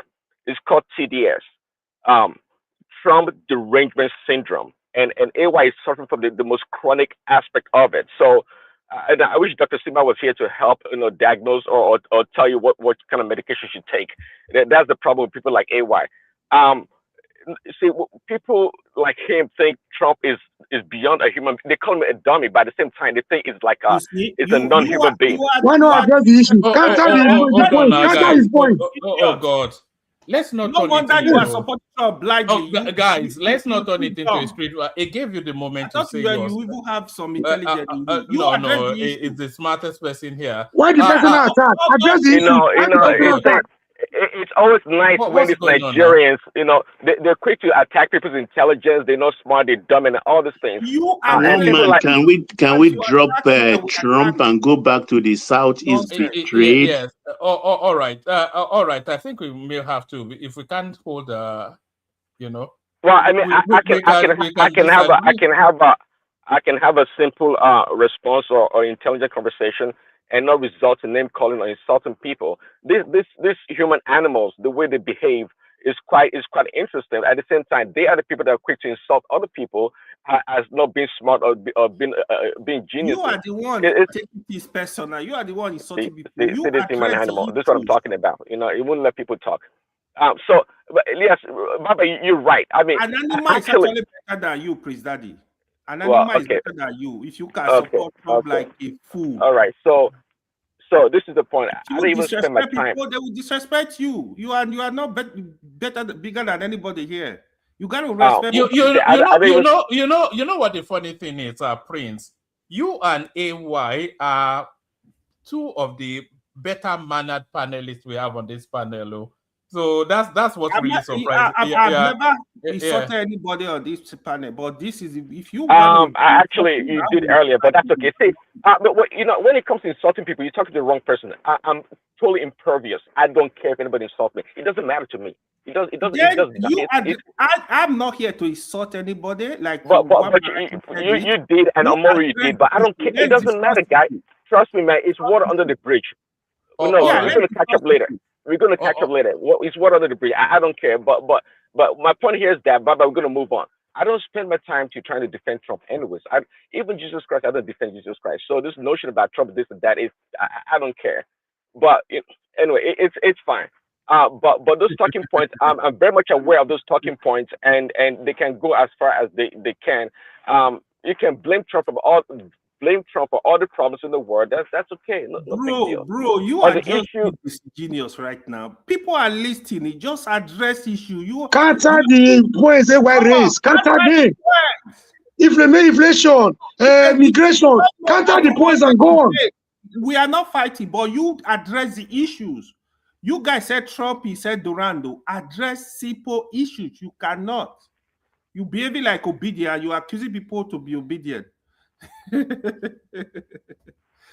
Wama, you see this your man? All right, maybe we can come out. Of course, he knows I'm saying the truth. Anyways, no, it doesn't agree with you. It just doesn't No. want the smoke of Let me the. make one comment about Trump. I think it took me a while to finally discover his weakness. For a long time, I only saw his strengths. But recently, I've really discovered his weakness. Whereas I think Trump, if he's going to be in the government, he'll best be like a Secretary of State or Chief of Staff. I don't think, before I thought, yeah, it was fit to be, it was very good to be president, but now I don't think so. Now, why am I saying this? The category of leadership, I thought he had leadership skills, which it does, but there are category of leadership skills, right? Some people are good being leaders of men, right? Some people are just good in being leader of themselves, and then there's some people that are good in being leader of a nation. I think where Trump fits, where I think is a very good leader, he's a very good leader of men, but I don't think he's a good leader of a nation. You understand? Like someone like me, I'm a very good leader of myself. When it comes to leading people, group of people, I'm not good at that. Like when it's time for accomplish a mission, if I go by myself, I'm a lone worker, I'll get things done. But if it's working with a group, like I'm not good at that. That mission will probably fail. I'm just a little tolerant for patient for people. You understand? Now Trump, he's the kind of guy where you give him a team, he will make sure that team get the job done. Squad of people. He's making his ministers work. He's people under him. He's making them work, get the job done. But as a leader of a nation, you have to be long-sighted. You guys are a very short-sighted person. So the decisions he's making as the president, in a short term, yeah, he's just making fast deal. But a lot of the deals he has made, like these guys, literally set America up for big failure in the long term. Mike, thank you, Joe. God bless you. Mike is a truthful guy. He always support Trump. Like I'm sorry to say, I just figured it out. This is the first time, I was always a Trump guy, but as I'm studying and watching over the years, at this point, I just realized that wow, I see his weakness. Like every decision that's been making so far, in the short term, yeah, he's getting things. When this guy literally made China take over the world because American doctrine over the years is to paint others as the devils and America as the angel, right? But this guy just came in and literally and that's been America's weakness. Sorry, strength. With that, carry big stick, smile, but carry big stick. So America will whack you with a stick or a smile in your face. You understand? So you get whacked with a stick, but the apology will make you forget that you've been whacked with a stick. Whereas another country will whack you with the same stick, but you will see that country as a devil. It's kind of like how they convince the whole world that the Soviet was the bad guy. The Chinese, everybody were bad, but they are the angel. But then they weren't really doing a lot of the, invasion and all those things. But somehow the whole world. So those were because back then these were those kind of leaders. They understood the long term. Whatever we do now, we have to think about the long term. But Trump has been a guy that's just making decisions for the short term. And I'm like, yo, all these things you're doing. Literally in the long term, you've destroyed the image of in the long term. Think about it. American strength has been number one, immigration. Immigrants has been literally the strength of their growth economically, internally, the immigration system. And number two, not illegal unsettled immigration. That's a terrible idea. Whether illegal or illegal, the backbone of American economy. So hold on, calm down. And they always find a reason to make immigrants feel, the government at least, immigrants feel welcome and things like that, and the one they don't need, they just get rid of you. They figure a way to get because all they're doing is bring in people from in other countries and bring draining those countries. Bring draining America and bring draining everybody else. They did it to Europe for so long. Europe figured it out. That's why they quickly cut it off, and then they started going to other societies. So that's one. And then the other one is able to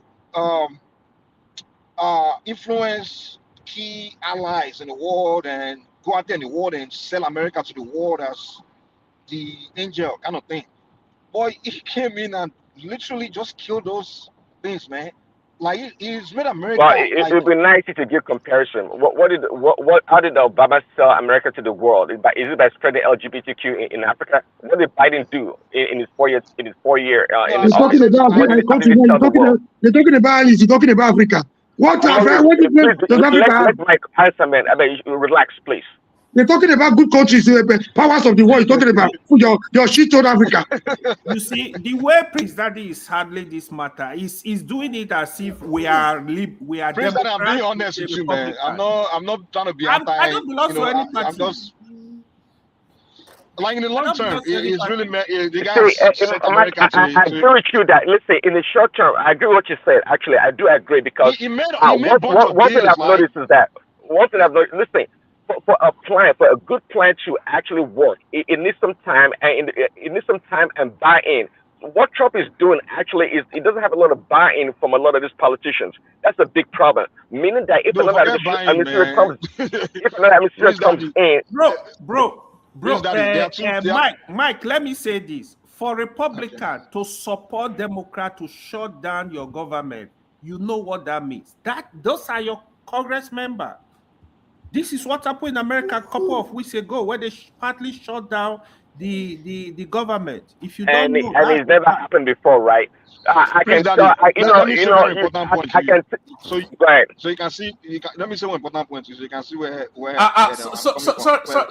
sorry, Mike. Just give me 1 microsecond. So guys, I have church in the morning, so I'm going to go off and take a nap and all that. So we're going to take the conversation to the back. I'll send the link into the comment section. If anybody wants the conversation, come into the studio. It's going to carry on, but not broadcasted. So I'll send the link if you want to come in.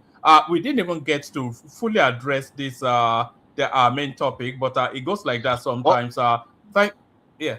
But one mind, before you hand it, let me make this point now so people can hear. It's very important. All right, make that point and then Prince Daddy, the reason why America is number one in the world is not because America make itself number one, and it's not because of these guns and weapons. Because if it's about guns and weapons that make it number one, the Soviet would have been number one. Because even by the time the Soviet Union fell, they were still the most powerful militarily, like weapons-wise, everything. They were ahead of America at that time. Now, what made America number one is the fact that key countries in the world decide that, okay, we want you to be number one. And most countries in the world accept, okay, we'll make you number one. And they all agree, okay, we're going to make your trade in your dollars and we're going to allow you to be number one. And they were on the Soviet side, we just few pockets of countries that side with the Soviet. So that influence. And then America, number two, second point, reason why America also is number one is the fact that it makes itself attractive, where brains from other countries now start flooding in. Most of the American brains that, if you name them, they're usually the Kissingers, all those, they were European immigrants, Germans, all those people. And then now you have the Africans, all those people from different parts of the world. Their best minds are often to America, because America sold itself. They use propaganda, entertainment, all those things to sell themselves. So those are the two reasons why America became number one. Just to make a note. It's a fact. America did not make it. I'm not disputing I'm not disputing the point, but Trump's first term, did you know that he actually had the most immigrants coming to this country? In terms of legal immigrants. We're talking about now. In the first term, he didn't behave like that. In the first term, he was acting, but he didn't really carry out the act on the level he's doing it now. What I want to handle, let me just land my point. Calm down. In the first time, he was just, most of the things he was saying was just talk, no action. In the first time, the whole race thing, I mean, he was saying racist things that I just thought it was jokes. But now he's actually carrying it out. Like, he's carrying it out. Go after Somalis and sending people. I mean, he's like really going heavily, like with the action. So it's right to go after those Somalians, though. Those Somalians, they're real menace in every society. Like, literally, like, he's actually, in the first time, but that has nothing to do with racism. Political campaign. He went after Greenland. He went after Europeans. I mean, see, this is the problem with people when trying to pigeonhole Trump. It's not about racism. I mean, he went after everybody. He's going after everybody. Yeah, he's done it. He went after the Hispanic people. Calm down. Calm down. All right, Mike. I've already made my point. You can hand the show. No, I'm not going to end it because just for the people that have not spoken, I'm going to do, and I'll be very rigid with this. I'll do 3 minutes for anybody else that wants to speak, and then I'll wrap it up after that. So Comrade 3 minutes, because people can come in and not get to speak. Comrade 3 minutes. If Jude or Aro or Bosso wants to speak, they can speak as well. Comrade, just give us 2-3 minutes. Just land the points in bullet points, and then we'll Yeah, I not even need up to 3 minutes. When people are deluded, sometimes they think they are the smartest people on earth. I used to have one guy on Dr. Damages called a Kene. When Trump was coming in, he said he was buying his olive oil. Was it olive oil or avocado oil? He said he used to buy it for $2. That he was buying it for $4 under Biden. The same avocado oil now has gone up to $16. The last time I called the Kenya, I said, has your price of your avocado oil come down? He was blabbing. He has nothing to say anymore. He doesn't come to the show and talk of avocado oil anymore, as if avocado oil is the only basis of comparing any workable government. When people are deluded, I used to feel we used to have this word in Africa, MAGA. If somebody is a mugu that is gullible for fraud, we call them MAGA. So when they brought it to America, I thought it was going to mean a different thing in a different country. I didn't know. Basically, they were referring to the same thing. Mugu, in the true sense of it. They follow whatever Trump says sheepishly. They accept everything from Trump, hook, line, and sinker. They don't want to see anything wrong with whatever the man does.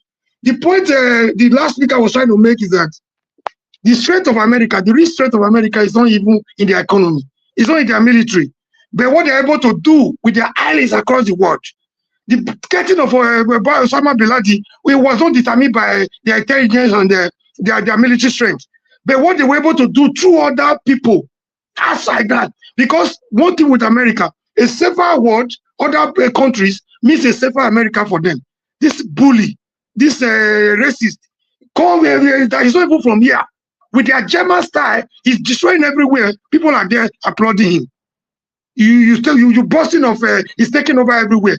Who gives him that moral authority? Who gives him that authority to go to invade another sovereign country without questioning?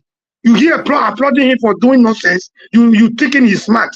And there's the mother that just spoke last was about telling us that he's being criminally smart is what leaders do to be popular leaders. That does not make sense to me. Invariably, you ended up calling a Trump a criminal. If you say he's criminally smart, you just ended up to finish what the courts already did before he was sworn in, when he was convicted of 37 charges, a convicted felon, is what Mandazita just completed. Yeah, by saying he's a criminal, by being criminally smart, he's worse than an idiot. I arrest my case. Thank you, Amaruye. God bless you, Joe. All right. Has anybody else that's not spoken? Does anybody else that's not spoken want to speak, or we take it to the back? One man. Can I say something? All right. Just 2-3 minutes, and then we'll end it after you. Yeah. You see, I'm a silent follower. I've been following you. We'll still be in the back talking, so anybody that still wants to come in. Yeah, carry on. No problem. I'm the only Cameroonian that have been a silent follower of your panel for a very long time. Maybe older than other people on this panel. I'm also following your panel because me being a Cameroonian, Nigerian being an enemy, I want to know their tactics, what is going on in that country, so we can fortify Cameroon, so we can fortify Cameroon for any incident that can happen in Nigeria. We are protected in Cameroon. Also, I've been in United States. I came in during Obama's tenure in the US, and that's to tell you how long I've been in the United States. It's rather unfortunate that you have people that are just coming into America a few years ago and they are talking about American politics, not versed with just being, just seeing what is happening. They feel like they have the upper hand to speak about American politics. You see, in particular, I can compare the two because during the Obama's era and what happened during Trump, and when Trump came back again after Biden, I will tell you that the Democrat did that.